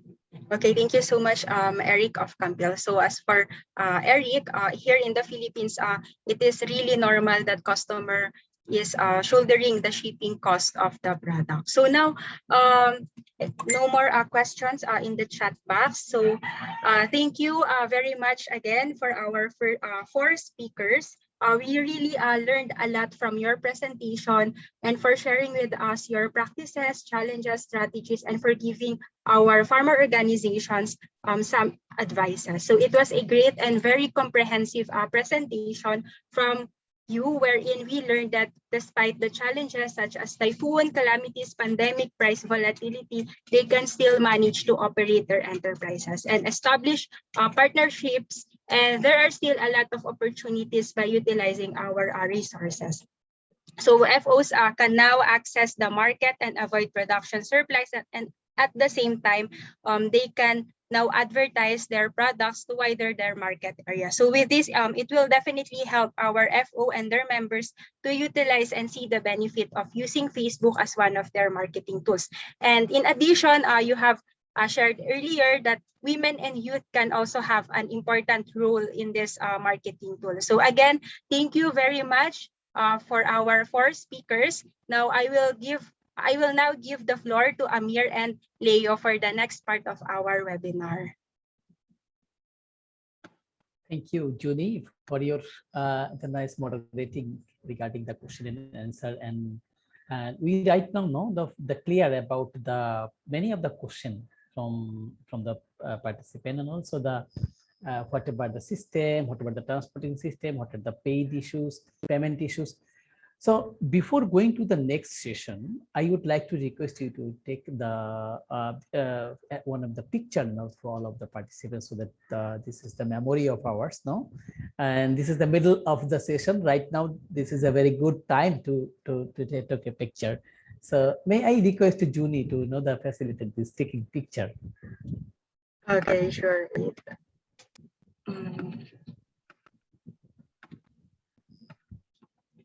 Okay, please turn on your cameras or your video. Okay, we have two pages here, so please hold your smile while I'll do the screenshot for our picture. So for the first page, 1, 2, 3. Okay, hold your smile. So another one for the first page, 1, 2, 3. Okay, moving to second page. So 1, 2, 3. Okay, hold your smile.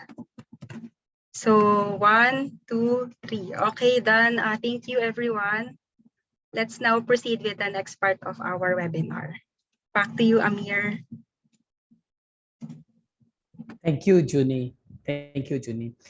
So, okay. So I just wanted to remembering, no, the all of the participants so far who are right now joining with us. You are watching the Marketing Farmers Products Online. You can say the selling agricultural products through Facebook Shop. And this webinar is organized by the Consortium of Asian Farmers Association and La Via Campesina with the support of Asia Pacific Farmer Program, the APFP, and also the ARISE, which is funded by the Agriculture Fund, International Fund for Agricultural Development, IFAD. And you are watching this event in live streaming through our Asia Pacific Farmer Forum Facebook page. And now I'm just wanted to request, the next session is the experience from the private sector, and I'm requesting to Aison Garcia and Disti Carolina, the founder of the Veggie of Goods, the Philippines, based in Philippines, will share their experience in selling farmers' products via this social enterprise amidst the pandemic. Veggies for Good is a social enterprise based in the Philippines that believes in fair price for farmers, sustainable workforce, nanayas and tatas, decent pay of riders, and fresh fruits and veggies delivered to you at affordable prices. Excellent. So now floor is yours. Please present yourself, whatever you have. No, thank you. Good afternoon. Thank you, Amir, for that introduction of Veggies for Good. I am Aison, and my co-founder Ditsi are happy to be here to share with you our experience on selling agricultural products online, especially through Facebook. So I will allow me to share our presentation. Okay, I will just share screen.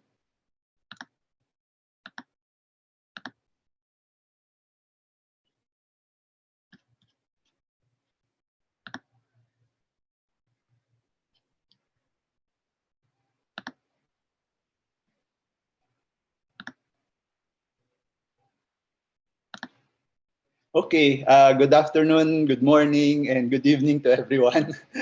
Veggies for Good is a platform, is a social enterprise that was born during the pandemic. No? We tried to help farmers and urban poor families to have sustainable income, especially during the lockdown when their livelihood were restricted. So a little background on ourselves. I'm Ditsi, and I'm a documentary filmmaker. The kind of films I make are also about farmers and fisher folks, indigenous people. So no background whatsoever in selling anything. I'm Aison. I work for the Office of the Vice President. My work is involved in community empowerment. So I go to different local communities and help them with their problems. No? The Office of the Vice President, headed by VP Lenny Robredo, is also a community organizer before. No? We work together in a NGO called Saligan, and this is the kind of work that we do when we were still with Saligan. So we do lawyering for the poor. This is one of the communities that we are helping. The Dumagats in Aurora, they are the indigenous peoples who are very poor and are facing a lot of challenges in terms of livelihood and displacement from their land. During the COVID lockdown, when the lockdown was declared in Manila last year, mid-March, nobody was allowed to work except for medical frontliners. And this posed a big problem for especially to the informal economy, so urban poor dwellers. They were able, normally they are able to survive no matter how poor because they find ways to just earn a living. But when the lockdown was declared and they were prohibited from going out to work, then this was a serious problem. These are jeepney drivers who are begging in the streets because they don't have work, no, during the lockdown. And there are also a lot of families who are homeless and are not able to work, like this family who are just dependent on scavenging garbage but could not do it. So we first went around the city during this time because it was impossible to just stay home and be safe. What we did was we would have sacks of rice at the back of our car and we would give charity, like in this case, 5 kilos of rice that we would give to a street dweller. Normally, he would go out and scavenge in the streets and be able to earn enough to buy rice for himself. But during the lockdown, when all the streets were almost blocked, they could not earn a living. So charity was our first response. And during the lockdown also, we offered free shuttle service through the office of the vice president. And we met urban poor mother who was waiting for a ride with her vegetable. She was carrying vegetables and some firewood. No? And she said that she went out amidst the lockdown because she cannot stand her family already starving. So she plans to just violate the lockdown rules by selling vegetables and firewood. Her name is Dorina, and she has 5 children, and she is the one providing for their food and needs. We visited Dorina a week or two after that first meeting of Ison and her, and we discovered that it wasn't just her. We were so proud because we brought some rice and some canned goods to share with her because we were so moved by her story. But what happened was her sisters came out and her mother came, also her brother, all of them in the same difficult situation of not having anything to eat when they were prohibited from going out of their homes to work. So the sack of rice that we were so proud and happy to share with her would only last 5 days. We thought it would last for a month, but no, because she said, how can I eat when my sisters and their children were suffering the same problem? And aside from them, there were also the Dumagats who were asking help from us by selling vegetables and the produce that they have, because at that time the market were closed and they could not sell them, no, in their usual customers and channels. So we went there and bought a lot of their produce and put them into a jeep and bring it down to the city. So this is one of the Dumagat leaders that were partners with Kagat. No? And we brought them in a covered court, in a basketball court where there was no use at that time, and sell them to our neighbors at a very cheap price. The thing was, even if our neighbors were also responded by buying, since Ison bought so much, like 5 tons of the indigenous farmers' products, sweet potatoes and ginger and all that, Root crops. we were left with so much more that we did not know how to sell. So we said, okay, let's widen our market by selling it online through FB page. That's when the Veggies for Good was born. we first started with just selling to our friends, but we realized that we still could not sell all of these the root crops that would spoil in 1 week if we were not able to sell to a much wider circle. That's why we decided to create a Facebook page. And this is what the Facebook page looks like. You can visit it, Veggies for Good PH. The first thing we did was to ask a friend who she's an artist if she could help us create a beautiful logo. So there's the logo. And it also took us a bit of time thinking what would be a good name for our social enterprise. We thought maybe a name that would be catchy, but also something that would reflect the nature of our social enterprise. So some of the options we thought of, okay, what would be catchy? So we have a very creative friend who said, what about Veggie by Golly Wow? But also we thought, does it sound right? Veggie by Golly Wow is a social enterprise that believes in fair prices for farmers, sustainable work for mothers. It seemed to us that maybe not. It wouldn't be a good match. So in terms of branding, we thought that Veggies for Good was the name. So with our friends, we spent some countless nights setting up the FB page and the other materials that are needed, like Google Sheet and price lists and the logos.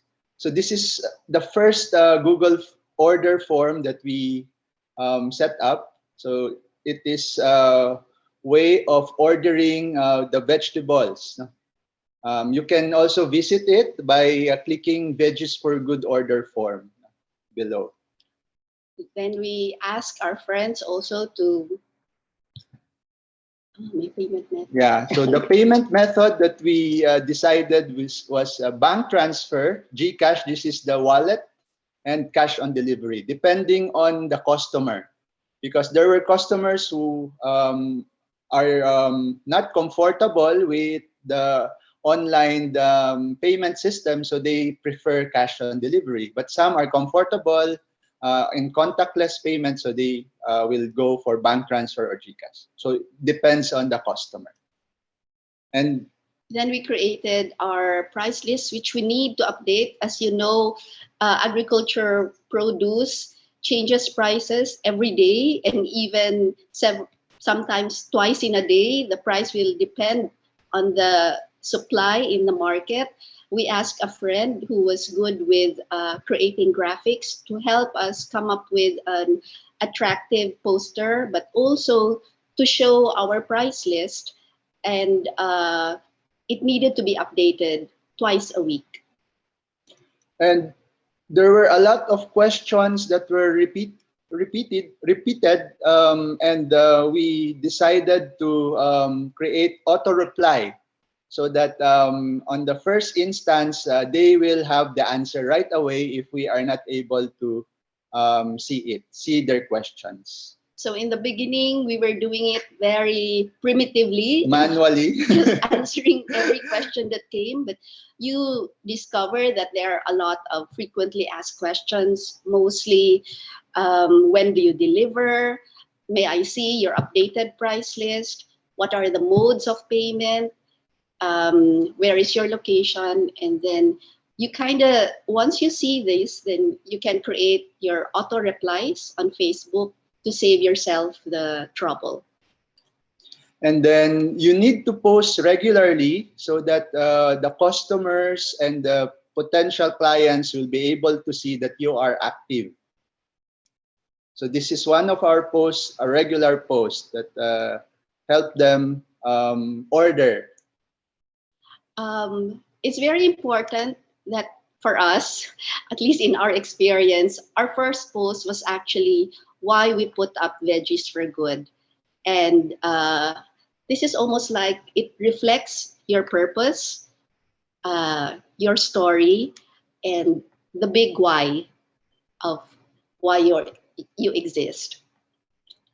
And then we post posted different types of activities of Veggies for Good. No? So we introduced the mothers of Veggies for Good. They are the urban poor mothers who are helping in the packaging and in the selecting of the vegetables. So these are the sample posts on the urban poor mothers. You can also post about, of course, the farmers, because they are really your primary.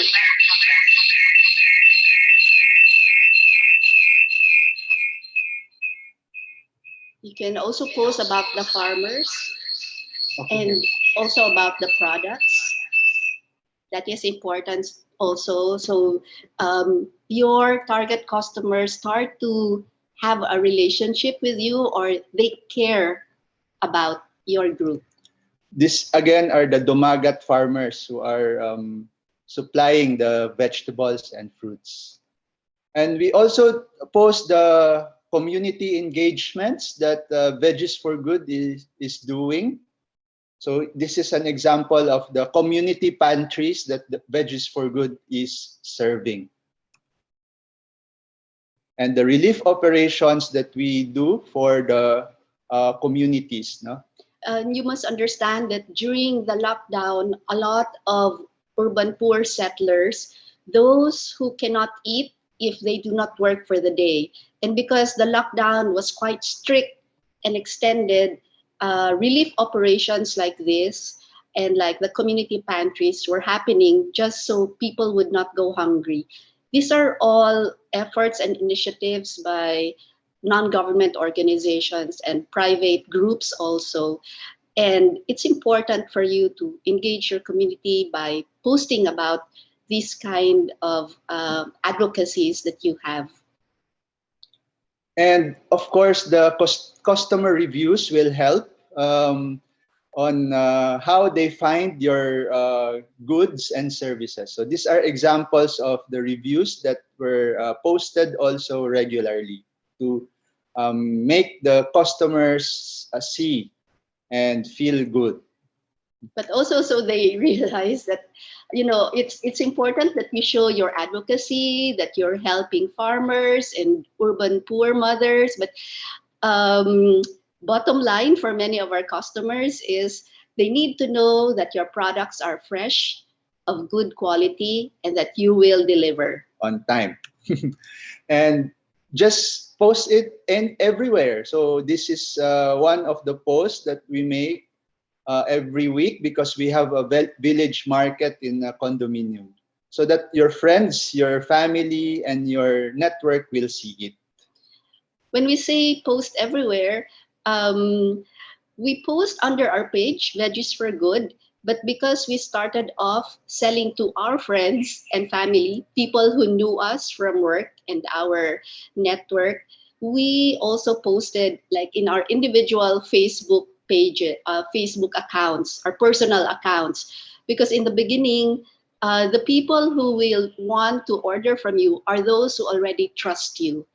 And it takes time for you to get followers or likers in your page. So just try and post Ison's page, my account, and then Veggies for Good also. And then use the FB stories for reaching other audiences.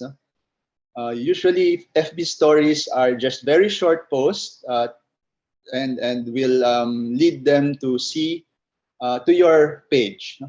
Yes, many times millennials would rather not go to the timelines on Facebook Long and post. just go to stories. So it's good to post also on stories.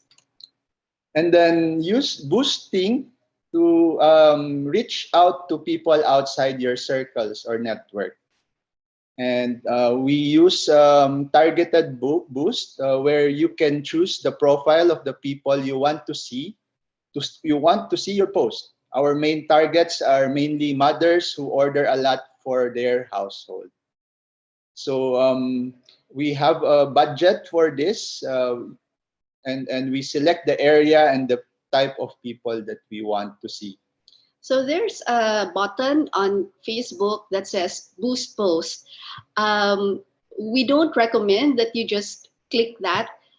We suggest that you go to Business Suite and really target the audience that you would like your boosted post to reach. Usually you do the look-alike audience. That means that you know already your customers and you replicate them to other areas and circles. Okay. And usually you will also see the statistics of your boosted post, and you will know which one works and which one doesn't work. So if you know which one works, then use that model to make your next post. So for example, this one, it is a post on farmers where we get the vegetables. So it reached 1,925 for 200 pesos only. And this is a good post for us because it created 313 engagement and 26 clicks, which are potential customers already. It's also good to think about what promotions you can offer your customers and then post this on Facebook. So for example, for Veggies for Good, it was, we found most of the online shops that sell vegetables or meat or other products will give free delivery if you order something like at least 2,000 pesos. For the bigger shops, they will ask for a minimum 3,000 pesos of order before you get a free delivery. For us, we lowered it because we listened to customer feedback who said that it's very hard for them, even if they're a middle class family, to order 2,000 pesos worth of goods for the week. So we lowered it, and we actually experienced an increase in orders because of this free delivery for a lower ceiling. And then outside the FB, you have to work on this networking, packaging, and labeling. So for our networking, we work with different logistics partners like 7-Eleven and Tanging Yaman to transport the vegetables from the farm to the city on crates so that it will be fresh when it arrives here. Packaging, so we work with different artists and creative people to help us package like this fruit basket for Christmas, and with a little label there that is a cute label for the customer or receiver. And then this adlay rice, which is an indigenous rice from Manobo of Bukidnon. So to make it a more friendly to the customer, we labeled it with the instructions of how to use it. And then for our packaging, we use paper cartons, recycled ones, because we listened also to the customers who said that we are using a lot of plastic and it's not good for the environment. So instead, we used cartons, and it protected the vegetables during the delivery to their houses. Then it helps also to, so we use recycled boxes because it's quite expensive if you buy new ones. But we tried to compensate by coming up, for example, with thank you letters to have a personal touch.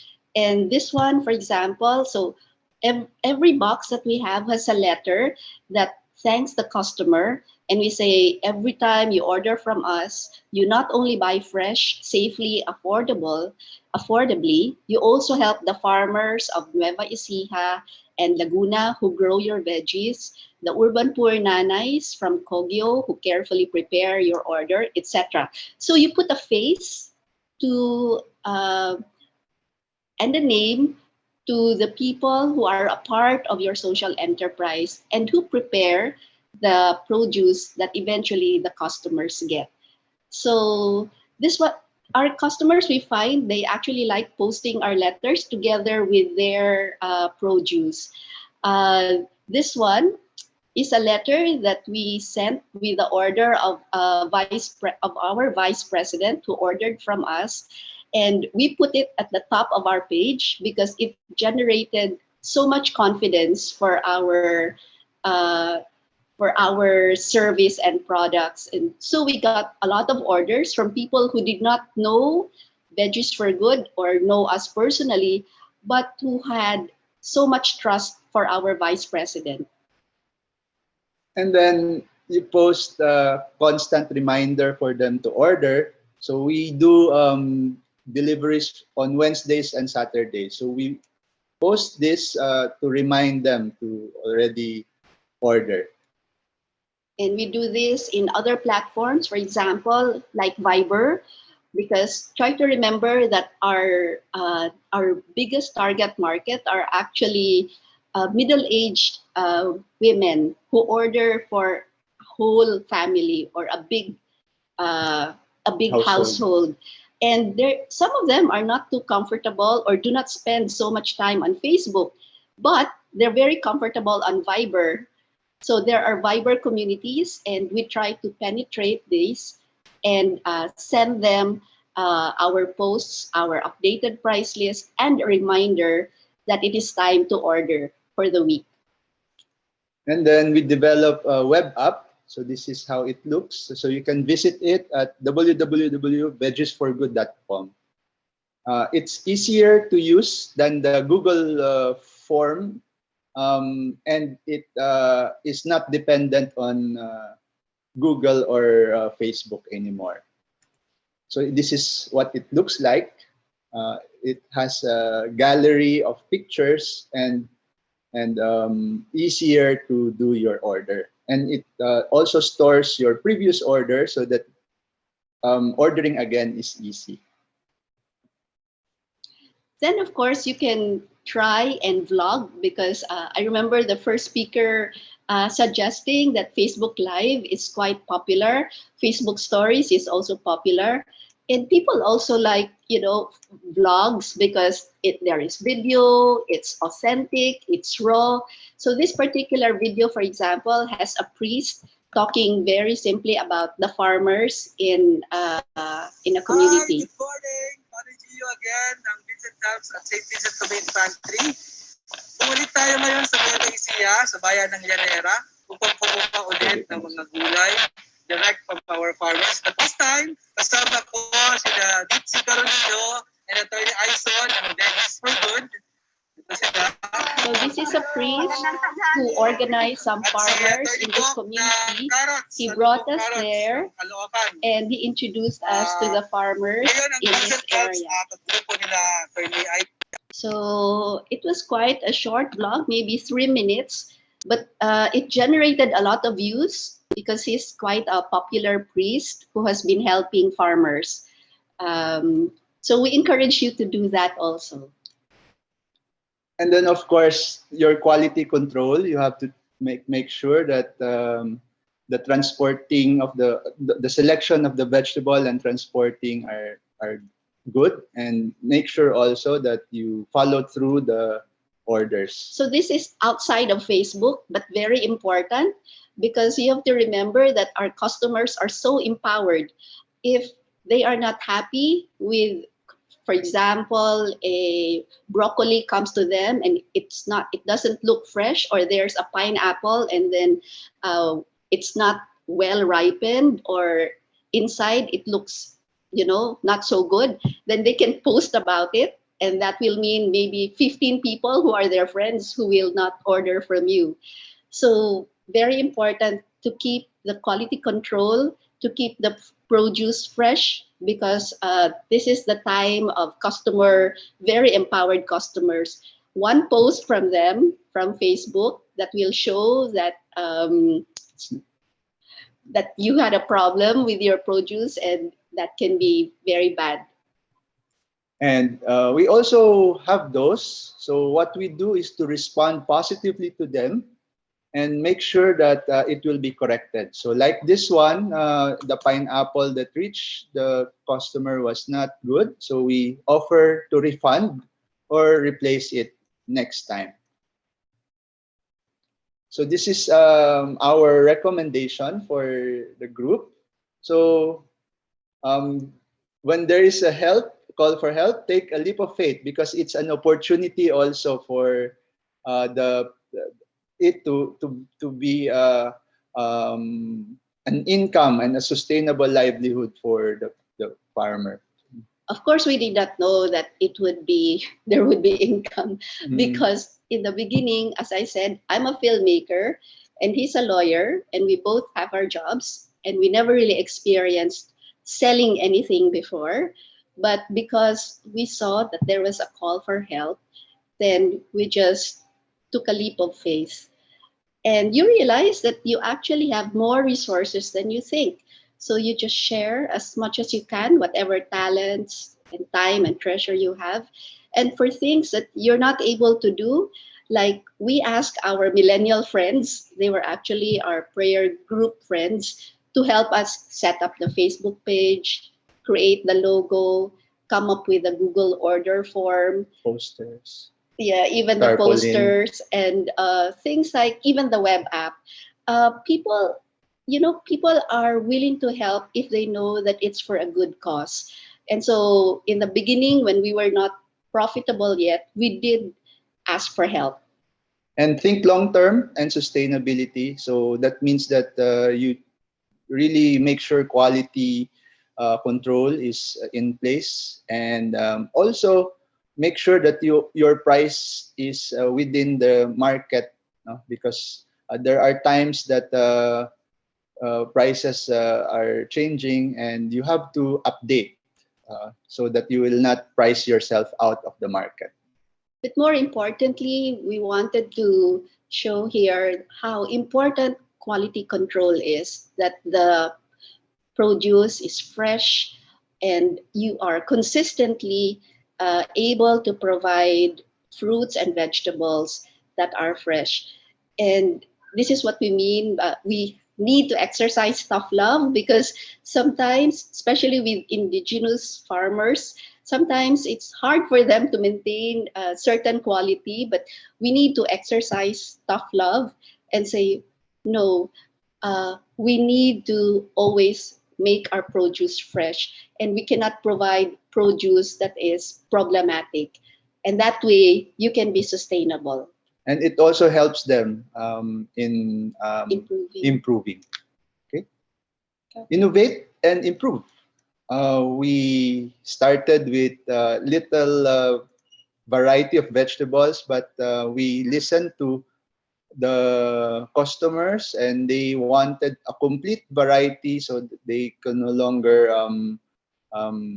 go to one store and look for the other ingredient. So that's why we were able to offer also fruits and other vegetables, and eventually help other farmers um, in supplying them.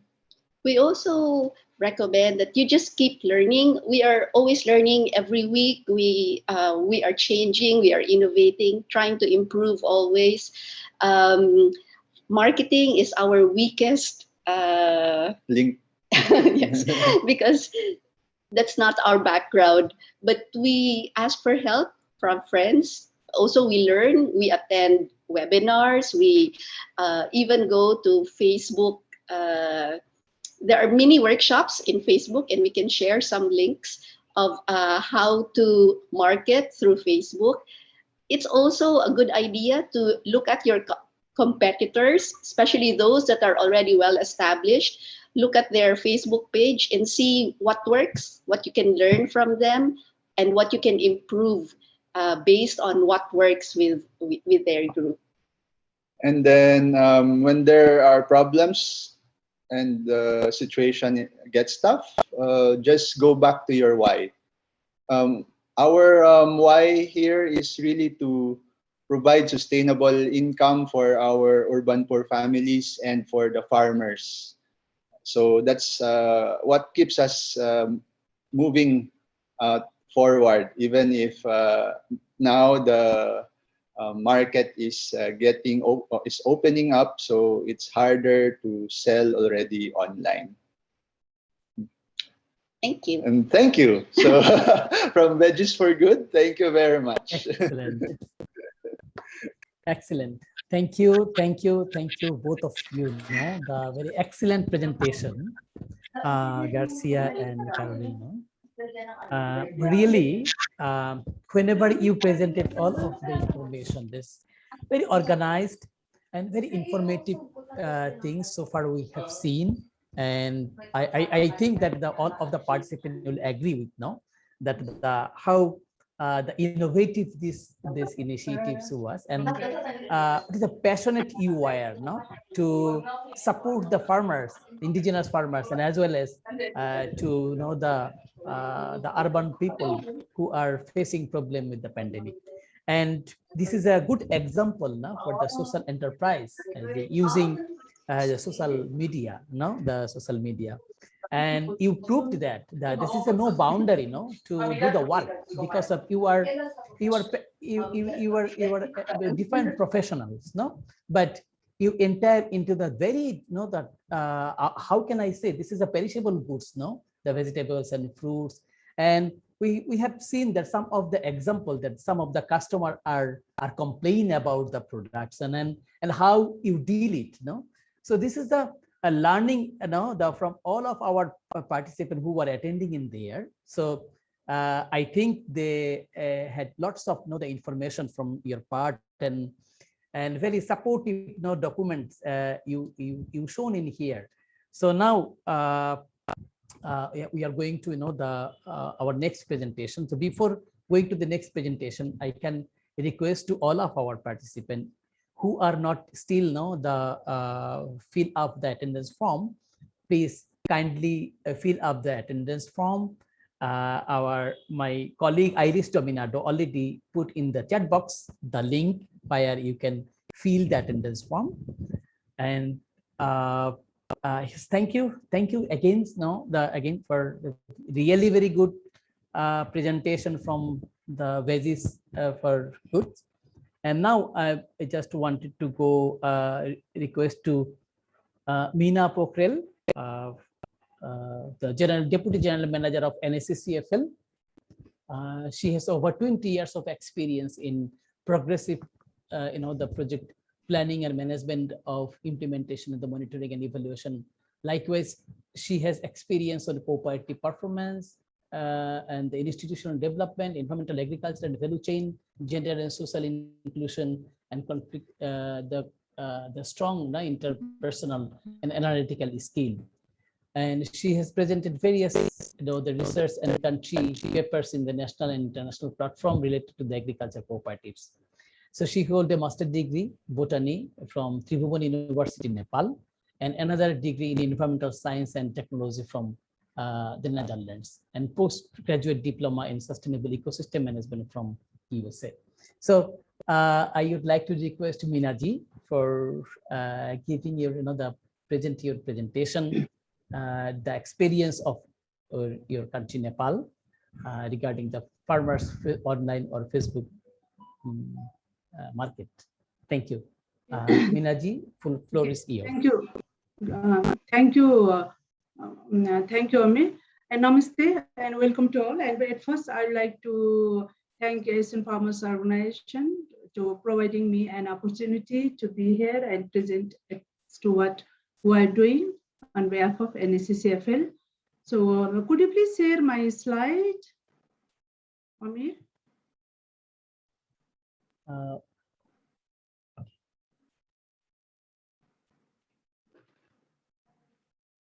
Okay, thank you. This is the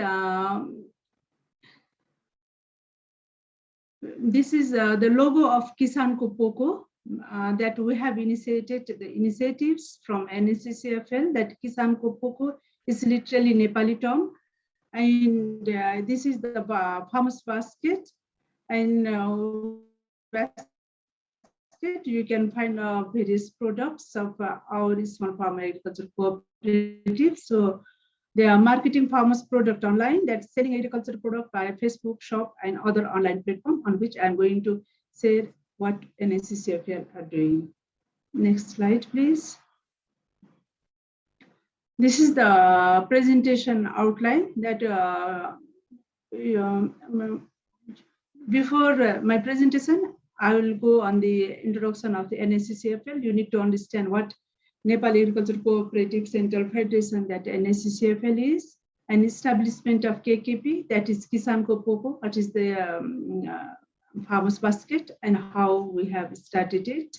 KKP introduction, KKP market approaches, what are the methodology and approaches we are adopting to sell our product, key learning and challenge, from market perspective, from farmers perspective, from consumer perspectives, and recommendation for the same.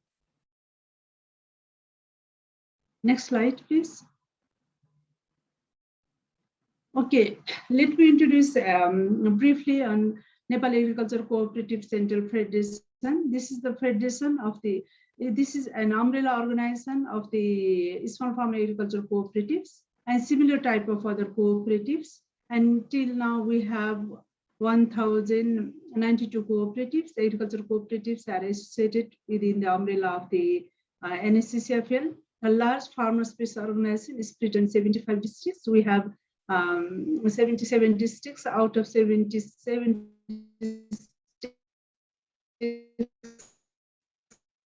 our small farmer agriculture cooperatives exist within 75 districts.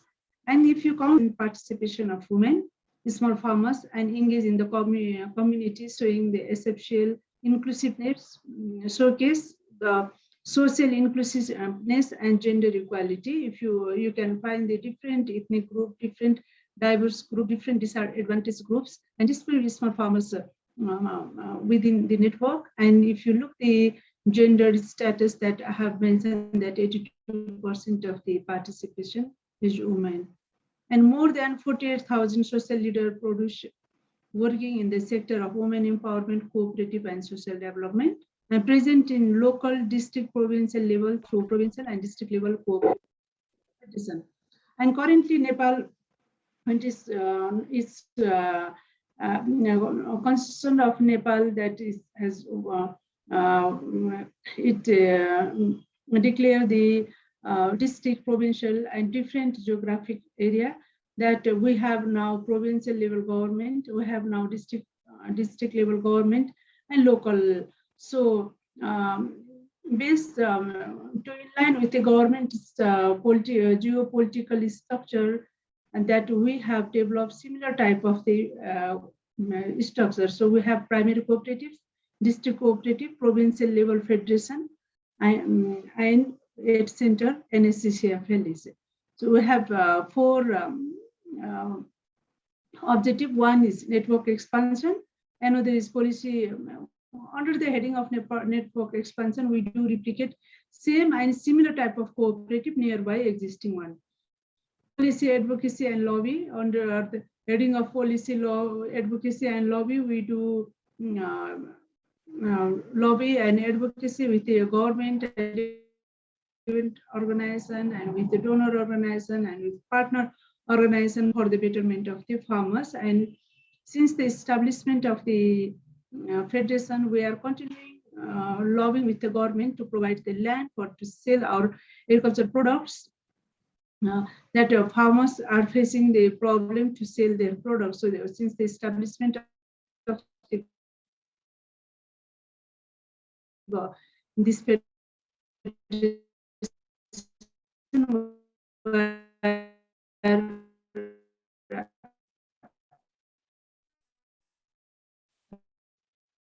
lobbying with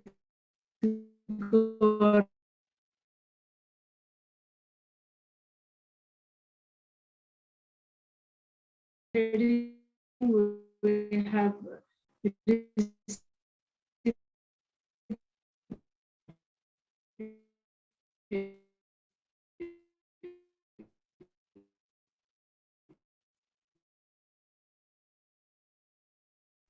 I cannot hear Minaji properly.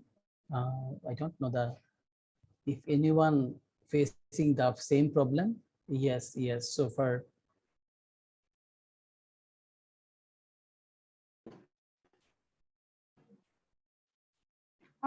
Sorry that my internet. Okay, Minaji, please. Internet You have only for heading of the only capacity. 3-minute time, Minaji. If you do short, no? Yeah. Okay, look, then we do provide different type of training under the heading of capacity development also. So next slide. This is the establishment of the cooperative before KKP, that it Kisan Kupoko Farmers Basket. We did a baseline survey within 15 cooperatives and consumer survey from consumer perspectives, and market and departmental and market surveys. They are ready to sell our product or not, and then selection of SFCL to establishment of this agri product and market analysis, and that we develop the contract and profile, and then we establish okay, from baseline survey we receive our findings were very positive.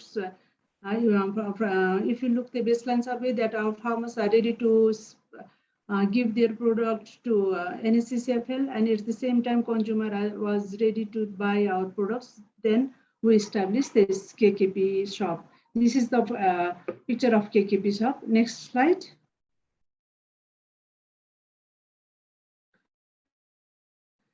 And these initiatives, that inter-cooperative market approach was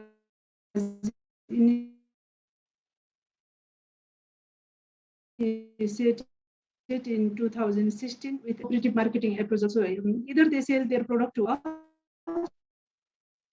provincial level cooperative, and district cooperative has also this type of outlet. And pre-COVID, 3 outlets established currently, that we during the COVID we receive all demand from our and then no one want to visit our outlet. Then we have closed 2 outlets, and now we have 1 outlet, and we are selling our product from this outlet. And more than 15,000 farmers are linked directly to the market with these initiatives, and all product are agriculture product sold through uniform name, that KKP. This is our brand. Okay, next.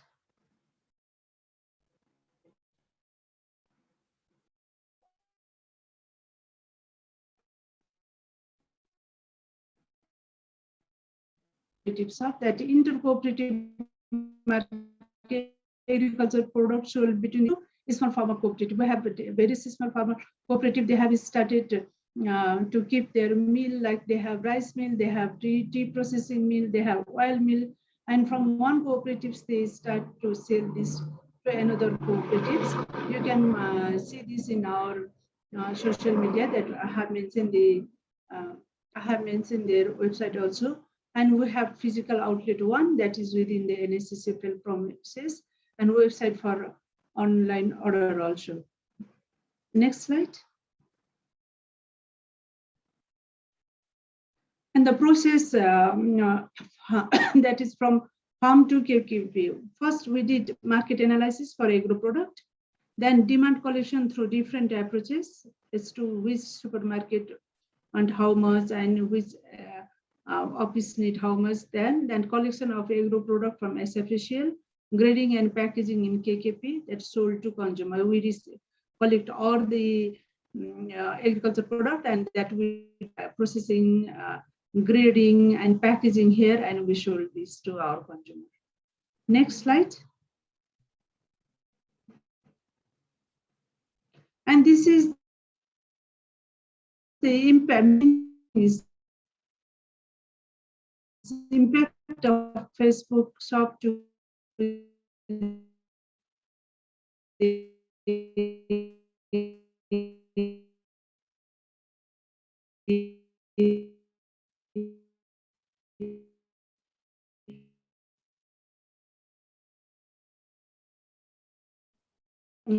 cooperative, that is 15%, and partnership established from this approach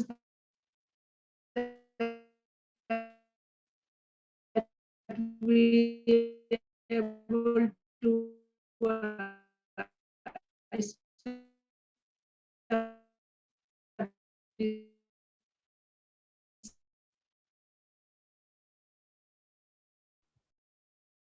Minaji, can you off your video so that we can know you can use the brand right now because of the internet is not so good.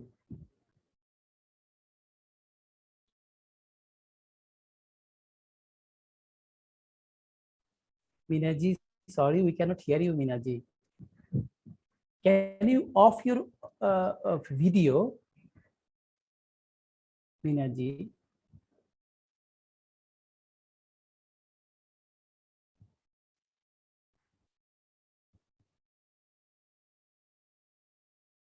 Yes, Kajal, can you off the video so that you can use the whole brand for the presentation? Okay. Yes, yes. And then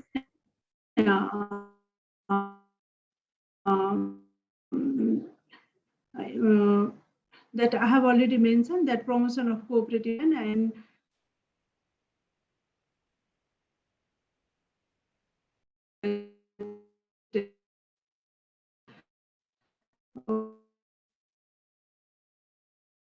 the quality of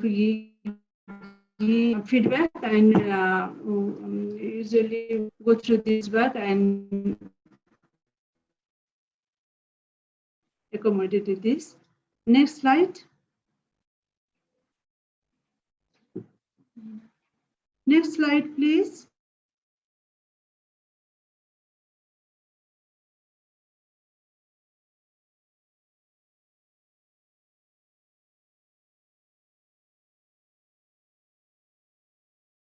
Are you there, Minaji?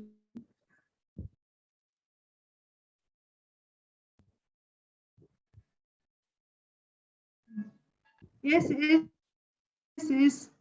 for connection. Okay, I will go in details. Market demand and supply, and that is limited production plan of the producer that we are trying to facilitate to develop their business plan, and we have already facilitated to develop their business plan. And absence of diverse platform and year-round storage of products. This is also we are facing the challenge. The farmers they need to sell their product directly from their farm. No warehouse, no storage practice.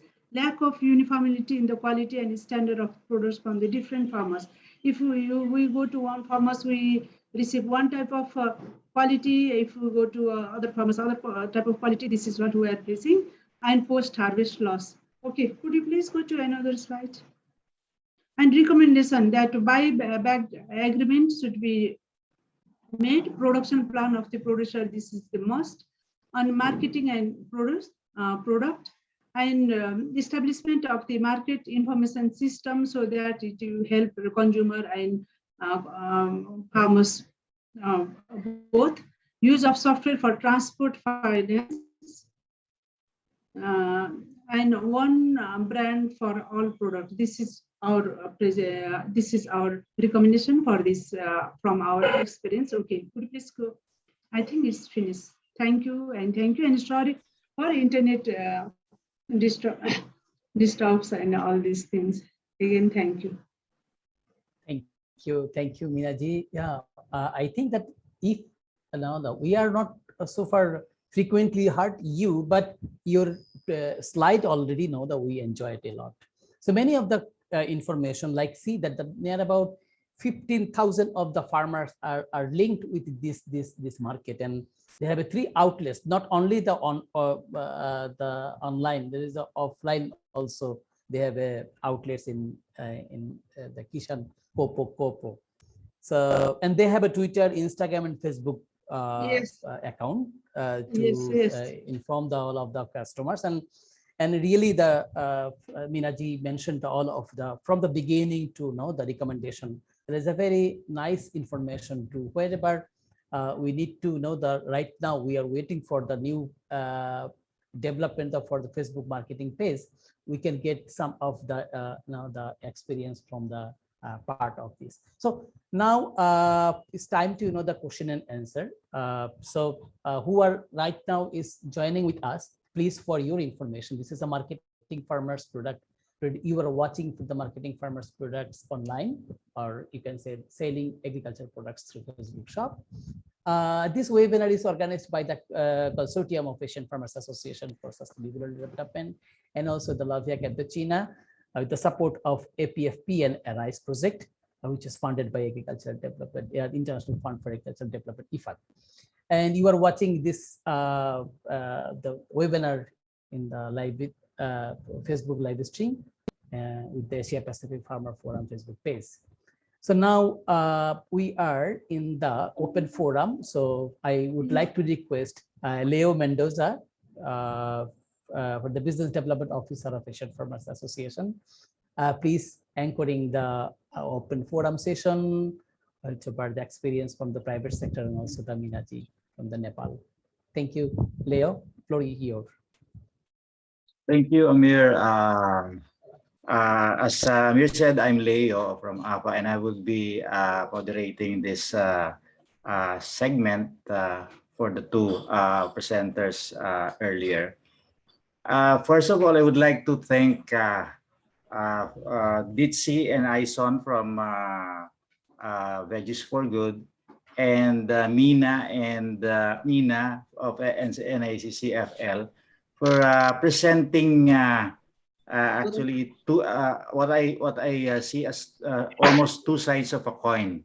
One from a perspective of a farmers organization who have a ready base of producers at their beck and call, but and also from the point of view or from the experience of an entrepreneur, or more specifically from a social entrepreneur, which is Veggies for Good.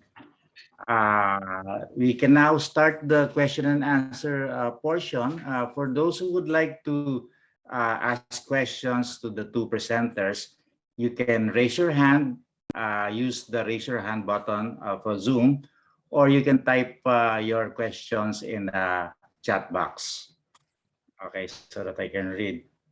I would also like to thank again for the ton of tips that you have. Actually, I prepared a lot of starter questions for this, but most of the starter questions were already answered in your presentation.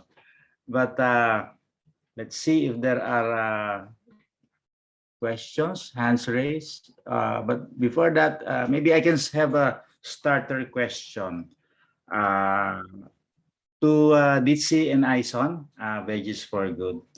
Like what I said earlier, unlike farmers organization who have a ready base of producers, you as entrepreneurs are some kind of a middleman between the producers and the consumers using the online platform. My question is, how do you ensure or how do you select your suppliers, and how do you expand your suppliers? Because like I said, unlike the FOs which already have farmers in there as members, how do you do that? Okay, thank you, Lee. No, so that is a challenge for us because we really wanted first to help yung mga those who were in need, no? Kasi when we were starting the Veggies for Good, yung mga farmers yung who approached us. So we get to know them from the different networks that we already work with. So, for example, Pakisama, who's working with the Dumagats. So that's why we were able to get in touch with the Dumagats. And then the church, who has a network in Nueva Ecija to supply us with the lowland farmers, lowland vegetables, I mean. And then through also another group, Akbayan, who has a connection with farmers in Laguna, who supplied us with highland farm fruits and vegetables. So these were just referrals from the different farm network that we have. But to select the farmers, we wanted really to be inclusive. So if they can, they have a product like one farmer from Bukidnon who are supplying us with adlay. They have a product, and because there is a need, so we carry that product and make sure that it's high quality. So that's the first point, high quality, and they are able to transport it. If there's a problem with the transport, we are also helping them with our partner who can bring the goods here, and it's them who set the price. So we don't discriminate the price in terms of price points. Yeah. Okay. Yeah. But it's a Thank you. big Yeah. consideration really where the farmers are also based, because sometimes if it's so far, then the logistics cost is too high for the Yeah. transport. But thankfully we were able to get into a kind of collaboration with 7-Eleven. So 7-Eleven is interested, for example, in helping out farmers get their produce to Manila. And Their backload, so their Yeah. trucks are going back to Yeah. Manila. It has some space, so they offered that to us. another way, of course, is through the Department of Agriculture. So they have trucks that they have made available to farmers co-ops. And so somehow we are able to get the produce even without having to pay so much. But the problem is it's not easily available. Yeah. Yeah. And you need bulk, so you have to big order. Yeah, tons Yeah. before Yeah. they will offer the Yeah. trucks. Yeah, thank you. Since you said that you are open to you want to be inclusive, and you're open maybe to a lot of suppliers that can be able to sell their products using your platform. Do you have some kind of requirements for them? For example, do you ensure that do you have something to ensure that they can really supply the products at the required volume and at the required quality? First, we check their group if it is able to really there's really a farm, no, and they have product. So that's the first one, and then we rely on the referral from the network. No? So do you know this group? And then we usually test them first and check out their produce, and we give feedback if there are problems with the quality. So it's trial and error scheme. Yeah. So you don't have a standard, uh, a real standard or something that you have to visit the farm first and show proof that they have volumes and quality, but just trying them out first and then seeing if they can deliver the volume and the quality. Okay, thank you. Volume is actually not so much our problem at the moment because we don't have such a big market yet. Our bigger problem is always quality and price. So if the quality of the products will be something that, for example, you as a customer will be happy with, then we're good with that. And then, of course, the price point, very important also. Thank you. There is a question here from C. Rice from Ren Gamaya in the chat box. I would like to read it. Since this can also be answered by Mina if she wants to, maybe you can pose it to her.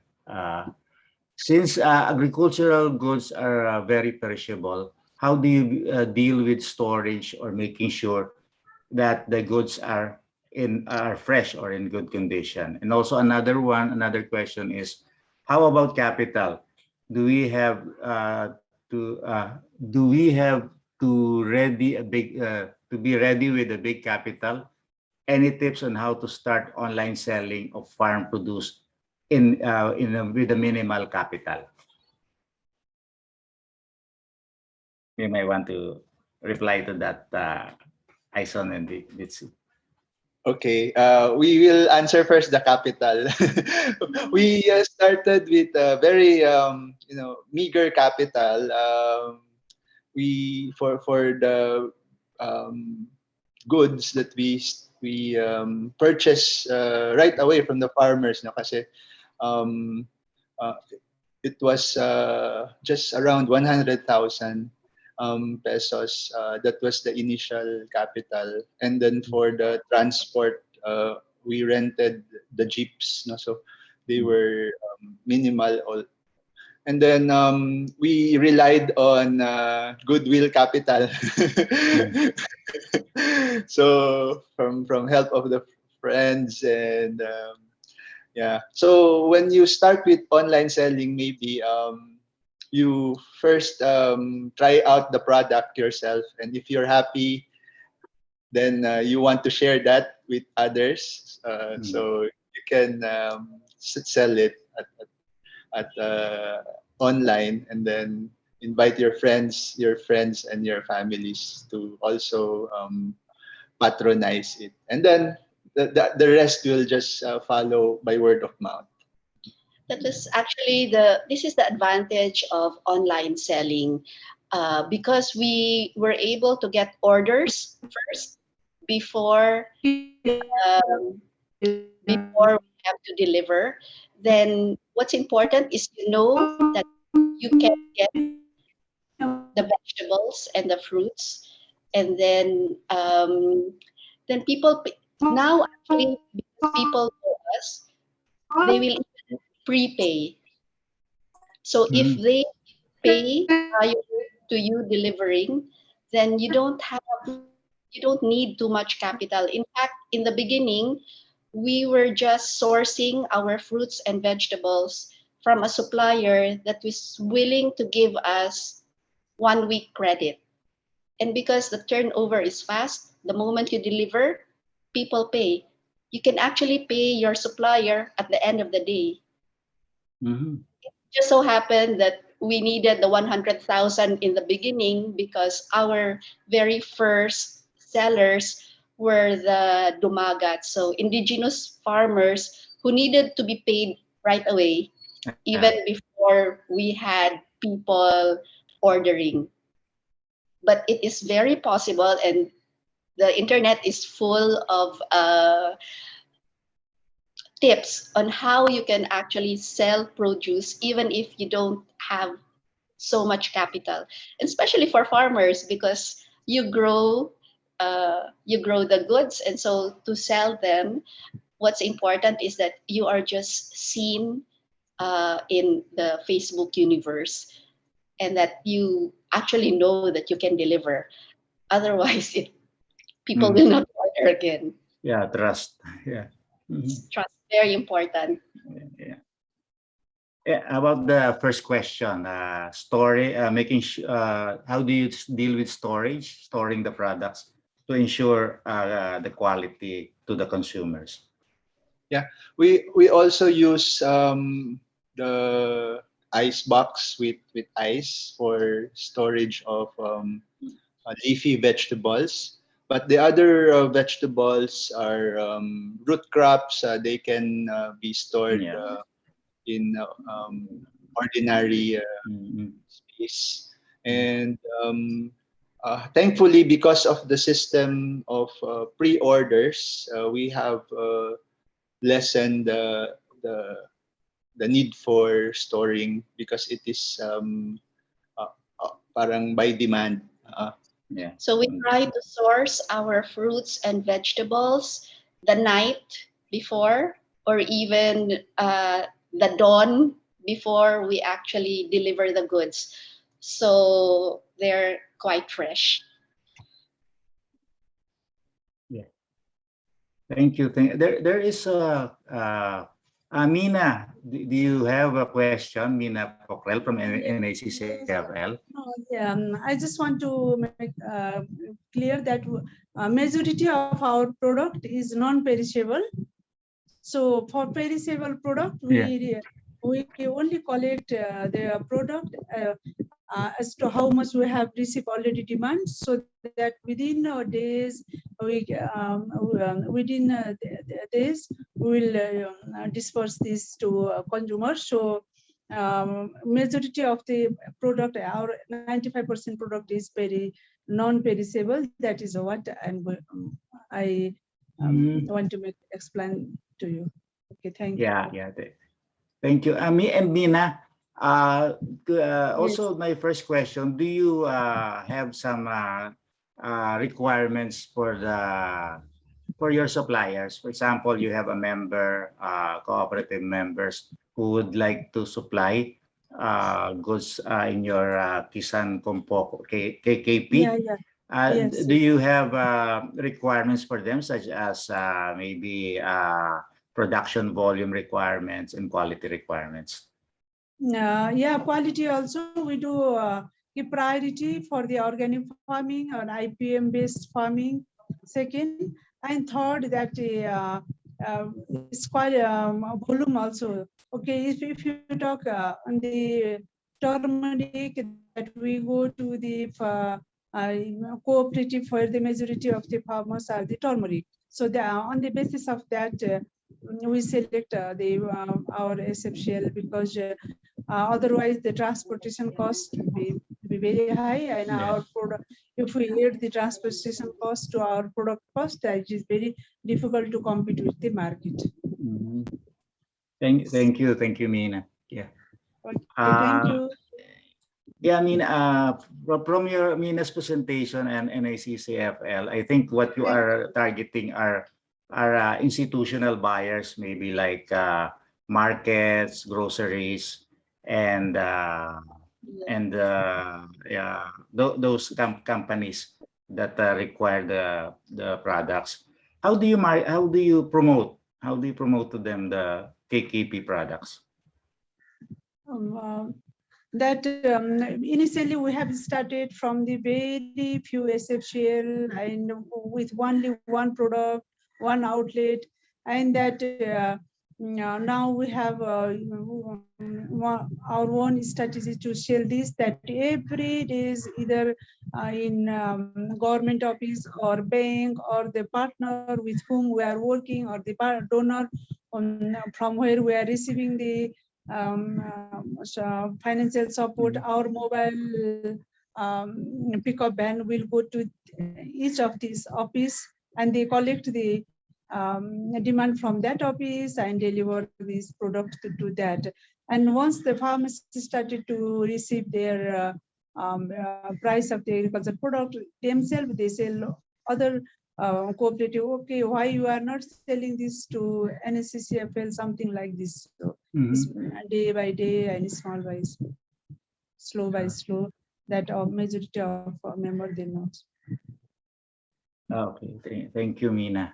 Are there any other from the participants? Are there any questions?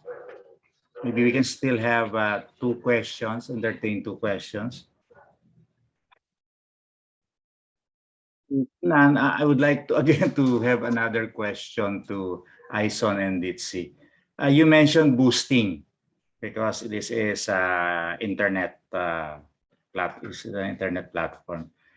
How do you have some tips on how when do you need boosting? For example, do all marketing services using the internet need boosting services, or maybe they can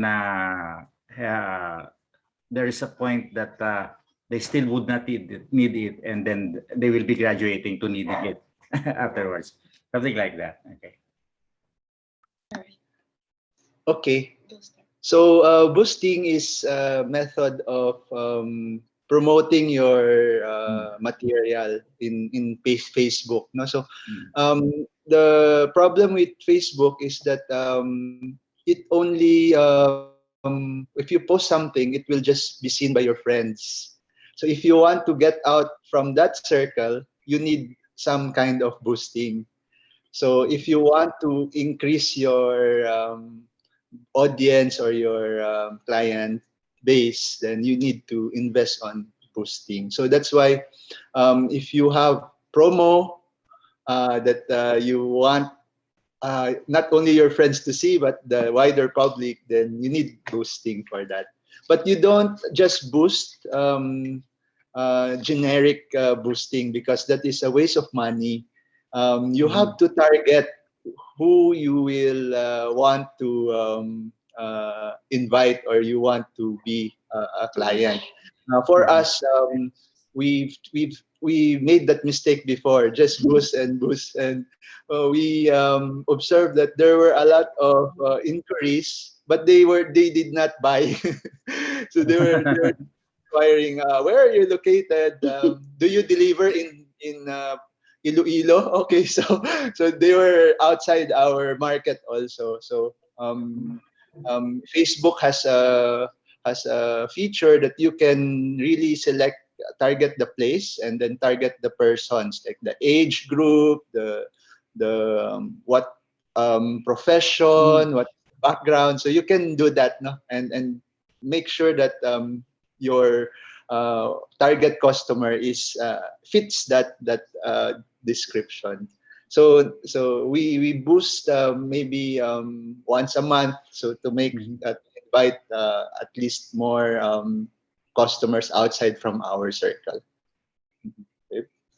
Actually, we're quite new to this also, and we don't understand boosting as much as we should, but we are learning. And so we will actually send you a link to something that it's a very short workshop, and it's quite cheap. I think only 250 pesos, but with very practical tips on how you target the demographic that you want to reach. So someone put out that point earlier, that you must know your target customer.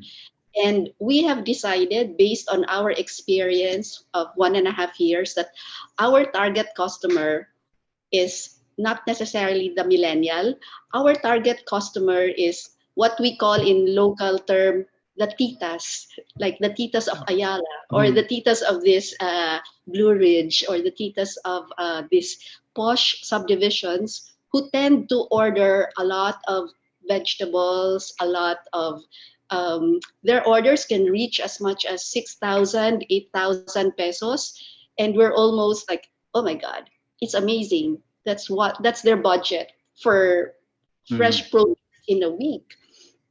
But we have determined that we need this kind of market. The millennial market, they don't buy so much of this fresh produce because they don't have the time to cook. So they would rather buy like cooked food. So now we also have a cooked food section. But when they buy vegetables, it tends to be very, very little.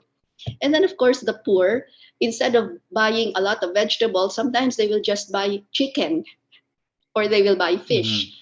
So now we also have chicken and fish in our. So we do try and meet where the customers are, but we have determined early on that it's good to target customers that order a lot, so that even if you have fewer orders, but the quality and the amount of orders that they bring in is quite substantial.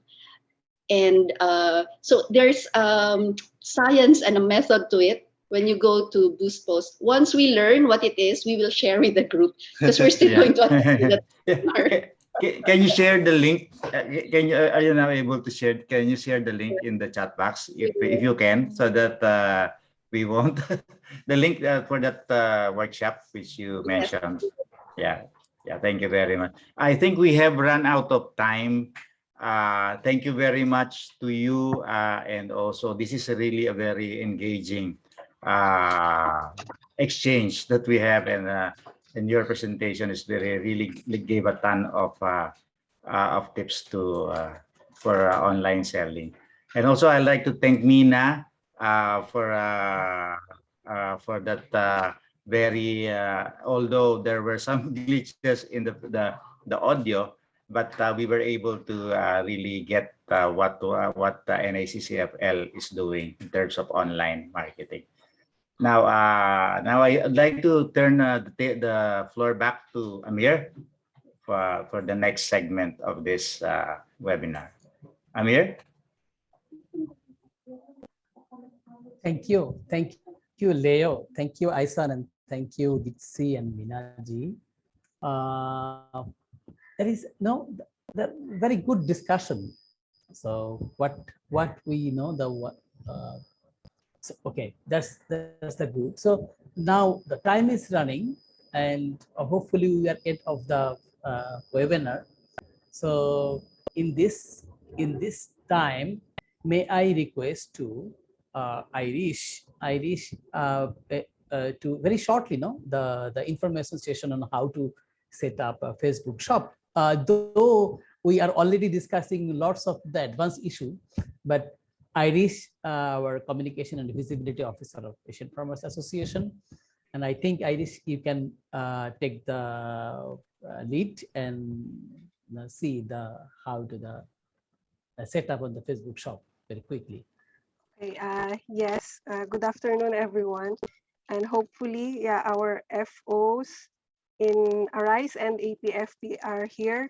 And particularly those who do not have a Facebook shop yet or any form of online shop, because our goal is for them to be able to start an online shop. And we saw Facebook as a good platform because it is free, as long as it is available, it is accessible in their country, they can use it.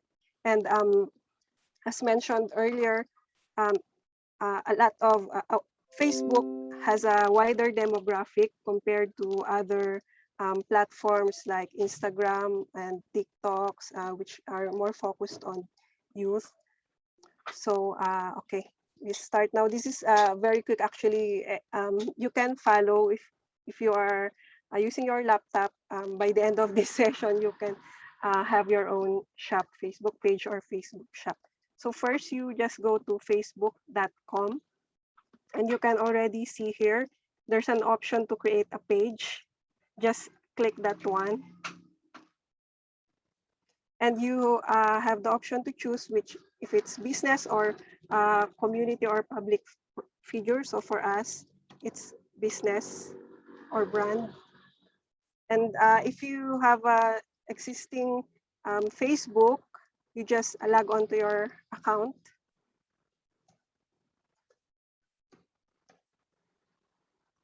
The Facebook page will be linked to your account, to your Facebook account.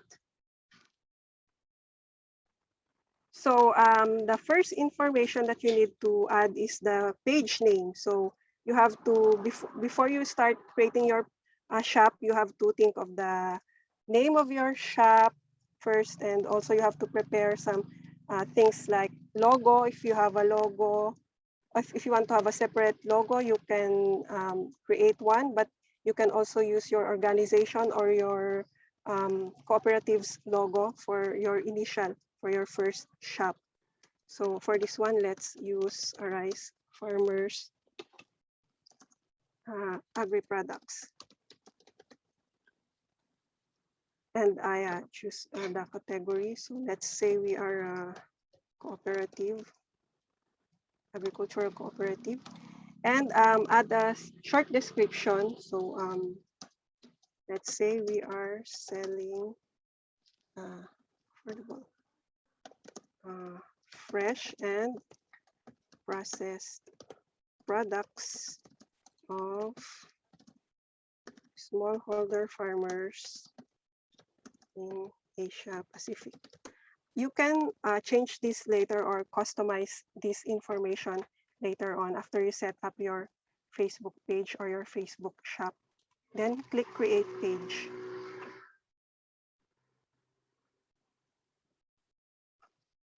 Just wait.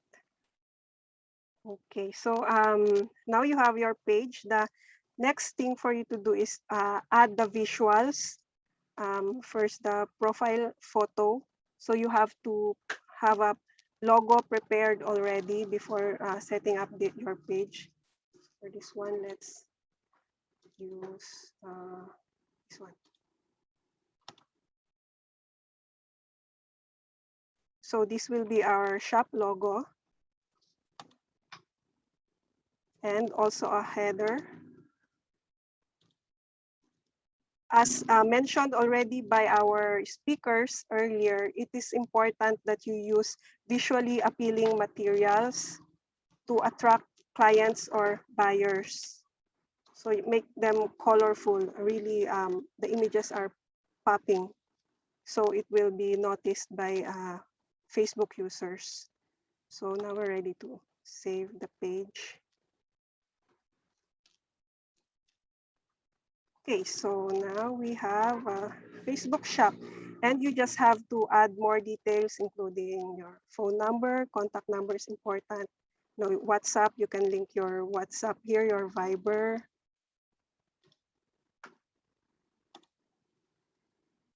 And of course, if you're, because our goal is for you to have your basic shop. So just treat it like your regular Facebook. You have to post your photo or a photo of your product, just like you posting your usual photo in your personal account. For example, we have a product here from this one. Let's use the one from Campil. So don't forget to add a description. This is a plant liner. And also, of course, the price. So this is 35 pesos. You can add more information or more description. And also, since Facebook do not have an automatic like checkout or a delivery option, majority of the sellers on Facebook usually do their own delivery and payment. So the most convenient way for that is to communicate directly with your buyer. So perhaps we can just say message us for inquiries. This way, if they have questions or if they want to buy, they will just message you directly.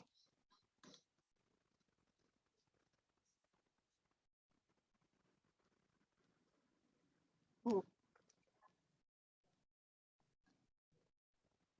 There. So now you have your first post. And of course, as mentioned also by our speakers, you have to post also not only photos, but variety of materials such as videos. You can do live content, live posting of your products here. And there. Let's try to post videos because one of our speakers earlier also noted that they get more viewers with their video content. So you can also create like quick videos such as this one. This is a coffee product from our partner FOs in Myanmar. It's the brand name is Wild Cafe.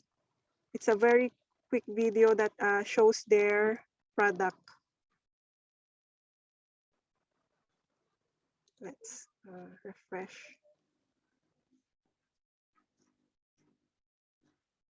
It's not yet uploaded.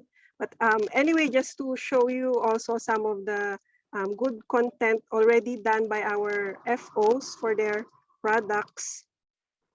This one.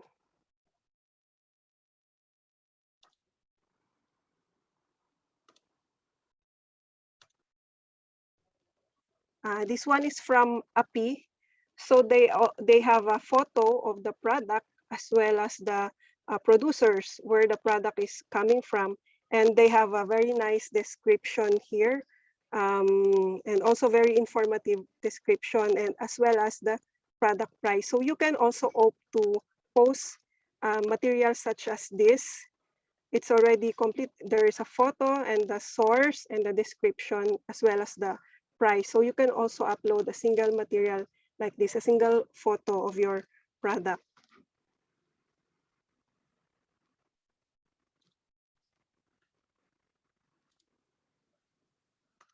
Or you can also do this strategy, like all your products are in one photo, and you can use, there's a tag option on Facebook where you can tag the price for each of these products.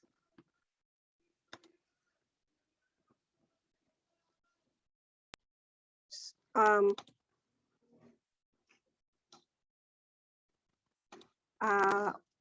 some of our speakers also mentioned about this one, the commerce or the business suite of the Facebook, but yeah, I no longer included this in my presentation because it is on a more advanced level. So for our FOs, our target is for you to have your basic Facebook shop. You know, you just try your hands at this simple, basic Facebook shop, sell it, try it.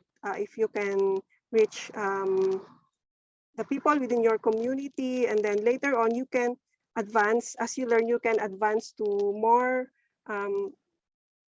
complicated platforms. You can tap the other third-party applications to connect with Facebook, such as Shopify, or you can connect with deliveries, with payment options, QR codes. But for Arise and APFP FOs, we really target for you to try like selling, try selling your farmers produce through Facebook or through Instagram, because Facebook and Instagram are under the same company.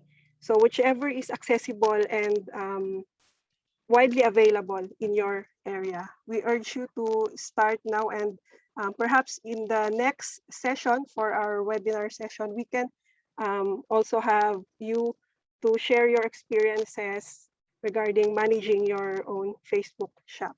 So yeah, that ends, my presentation ends here. Back to you, Amir. Thank you, Irish. Now I think who are now still are waiting for opening the Facebook shop, and we are learned a lot from the very practical things and Irish is shown that how to open the Facebook shop in the practical manner. Thank you, Irish. I think that this is now to the time for wrapping up, and so I would like to thanks all of the participants who are in here from the beginning to right now. So we are watching the marketing farmers products online. This is the selling agricultural products through Facebook shop. And this webinar is organized by the Consortium of Asian Farmers Association and La Via Campesina with the APF support of APFP and Arise, which is supported by, financed by International Fund for Agricultural Development. And now I would like to request the Jojo Romeo Abron, the Cooperative Development Manager of Asian Farmers Association, for synthesis and the way forward, and finally closing the session because we are at edge of the timeline for our today's session. Thank you. Back to you, Jojo. Thank you.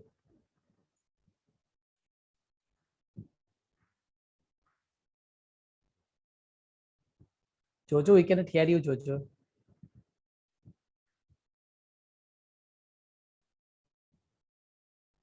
Can you hear? Jojo, yes. I can hear you, Jojo. Can you hear me now? Yes, Jojo. Can hear you. Can you hear me now, Amir? Hello. Yes, Jojo. Okay. Yes, Jojo. Can hear you.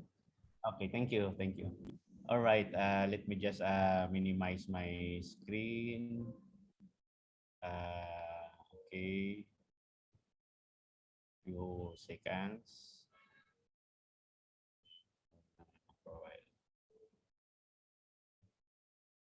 Okay. All right. So thank you very much for this opportunity, and we have now come to the synthesis and ways forward for this webinar on selling agricultural products through Facebook shop. And we have learned a lot from all the presentations, and would try to capture all those presentations, the learnings and the recommendations. So just a quick review of the presenters. We have basically six presenters. First, from Campil Agri-Co-op from Philippines. They established the FB page in 2018, and they have basically 5 products with 452 likes and 482 followers. We have a presenter from Lao, the Women Farmer Basket. They started it in 2017 with 412 followers, with more than 60 types of vegetables. They are marketing to this Women Farmer Basket. We have also a presentation from Mongolia or Namak, and they established this online shop in 2021, and it is still the trial run stage, but it's quite moving good, so far. And we have a presentation from Wanti from Indonesia. They established Planet One in 2021 with a number of products, that we can see from their catalog. So there are a variety of products we can see there. Then we have a presentation from social entrepreneurs from Bridges for Good from Philippines. And they highlight, of course, the stories behind their products, especially as a response during the COVID crisis. And I would like to highlight that for the payment, they do that by bank transfer, GCash, or cash on delivery. And they have maximized the use of the auto reply web app. Then we have this presentation from Nepal. They have this agri-co-op brand, Kisan Kopoko. They established in 2016 as an inter-cooperative marketing approach. So it's a network of cooperatives having one brand and promoting the local products through this online marketing platform. And in terms of the impact of these Facebook shops or online marketing to the FO or to the co-op or to the farmers themselves, they have mentioned that it helped establish more agreements and partnership. It was highlighted by Campil, because of the Facebook shop, they were able to have 7 partnership agreements with institutional buyers. It also helped in creating jobs especially for rural women and men farmers. It increases the sales in terms of amount and volume. I think almost all of the presentations were able to highlight that. And also it helped expand their enterprise, increase their production because of the demand on the market. And in terms of income to the farmers, Lau mentioned that at the average, they're able to increase the income of the farmer at 500 USD per month. And it helped venture into other enterprises, like aside from the Facebook shop, they were able to create or expand their enterprise by having this kind of learning site for organic vegetables. I mentioned earlier about having this Facebook shop help in promoting the cooperative brand and the local products. And of course, not only to the farmer themselves, but also to the overall income of the farmers organization and the co-op. So because of the increase in the sales and the volume, it also boiled down to the increase of income, overall income of the FO and the co-op. And the FB shop also helped in developing one agri-co-op brand. I mentioned about the KKP model in Nepal. What are the key learnings and challenges?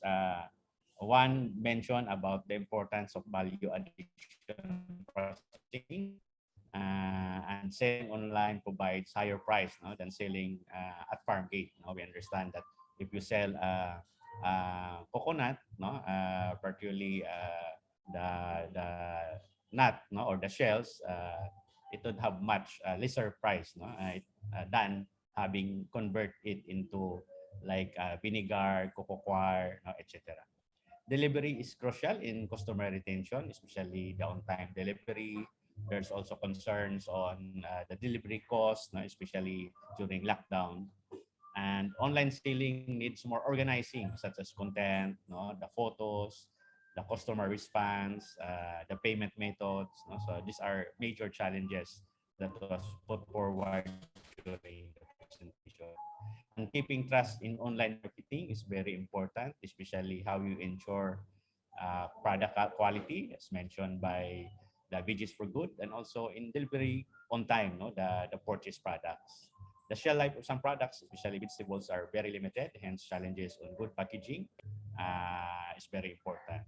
And it's very important as well that we keep, no, while having these marketing channels through the Facebook shop is been able to expand our market, increase our sales. It's also very important to keep our price very competitive with other competitors and other sellers online. And it helped, no, that we have this kind of regular posting to enhance market reach. The big why, no, the reasons for your being, no, the stories behind the products, no, how you organize, how you have this kind of support to the farmers, the smallholder farmers, etc. FB shop is not what this is one of the major challenges, no, the FB shop, while having more wider reach, no, in terms of geographic area, it is not interconnected to the delivery options and online payment system, since you have to use other more platforms such as Grab, Gojek. In terms of payment, you have to do it via GCash or cash on delivery and other payment options. So what are the recommendations? It was highlighted. It's very important to know the market very well, no, their volume, their demand, the specifications, and even locations. No? So these are very important to be able to have an effective delivery systems and even the payment systems. Diversification of product lines. No? It was important that to be able to increase your sales and provide more income opportunity to the farmers rather than selling, you know, the raw material and mercy supplying to the consolidators. It is very important that you will have this diversified into numerous product lines, and especially when you engage into value addition processing. The use of an effective and quality production and inventory management is very important, including packaging and labeling. Networking with other producers for consolidation, especially when you wanted to meet the demands of the buyers, then it's very important that you're able to partner with other producers to be able to meet the demand of the buyers. And it would help you in terms of having a more market, no? And the use of Facebook Live, video posts, it was highlighted, not just photos, no, but the use of targeted boosters, no. It was mentioned that not just boost, because otherwise it will just entail your cost, but it's very important you have these targeted boosters. That's why it's very important that you know your market, no? And to increase wider audience or partnering with famous pages can be an option well. There are famous pages to expand your market. Moving towards e-commerce, no, it was mentioned by NAMAC, no, they're also engaging with third-party fulfillment model, or using or maximizing the popular online payment platforms or local payment platforms. And right now there are a number of cooperatives or FOs who are not only limited into Facebook shop, no, but it's important that you have this very basic marketing channel as an opportunity, but in terms of expanding, we can maximize, no, the use of the e-commerce platforms that are being there. No? There are a number of them already in the market. Invest in human resources for digital marketing and branding. So it's very important to invest on a person or persons or groups, to especially the youth, no, the young people, to establish your digital marketing and branding. Well, if you don't have the FB page yet, just do it, no? Especially for those who don't have an FB page yet, despite of these limitations and challenges, I think it's very important that you can start already having this kind and maximize this kind of Facebook shops. Not only marketing through Facebook, but also marketing through other channels, no, like Viber, it was mentioned by Veggies for Good, WhatsApp, blogs, no, especially the stories behind, no, the big why. They also recommended the use of marketing promos such as free delivery and other kind of marketing promos. And it was highlighted also by NECFFL, no, from Nepal, the importance of one brand for our product, and also for NAMAC, no? They use this as agree.coop as a one brand for all their types of products, and be able to promote the cooperative as a major important player in the whole value chain, not just mere supplier of the raw products, but participation in production, processing, and reaching to the market, especially the consumers, the end buyers, no, the individuals or institutional groups, or whatever kind of market are available in this kind of a specific product. So it is very important to highlight this one, having this kind of one brand and the participation of the farmers in the whole value chain. So that's all the summary, the learnings, the impact to the farmers, to the groups, and of course the recommendation. So I have shared this to Irish, our secretariat, and we would be happy to share this as well to all the participants of this webinar. So thank you very much for your attention and good afternoon. Back to you, Amir. Thank you, Jojo, for your the nice synthesis, and also and also the information. No, our link will be the in the Facebook page. So Irish will share the already. So far, Irish shared the link in here, and I would like to express my gratitude, to all of the participants who are patiently, they presented their presentation and also the hearing us. So now I would like to close the session, the Facebook marketing session right now. So keep well, stay safe, and thank you everyone. Thank you. Thank you. Bye-bye. Thank you. Bye-bye. Bye-bye. Bye-bye. Bye. Thank you to all our speakers.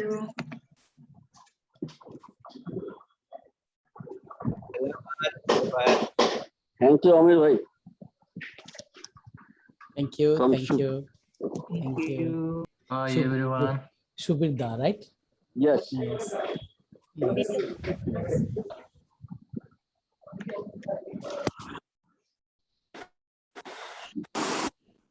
Bye-bye.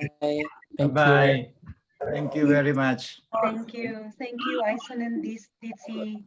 Salamat din. Salamat. Salamat. Kaya ako dun sa Ditsy, ha? Sila Ditsy. Bakit? Bibili ka na? Hindi Baka na bumili ka na doon. Hindi Di ba bumili ka na sa kanila, sa kagat? Sa kagat? Pero dahil pinabili ko yun eh. May pumunta doon tapos nagpabili ako. Ay, tanggalin mo na yung Facebook Live, Irish. Irish, patayin mo na yung Facebook Live. Nag-check ka tayo.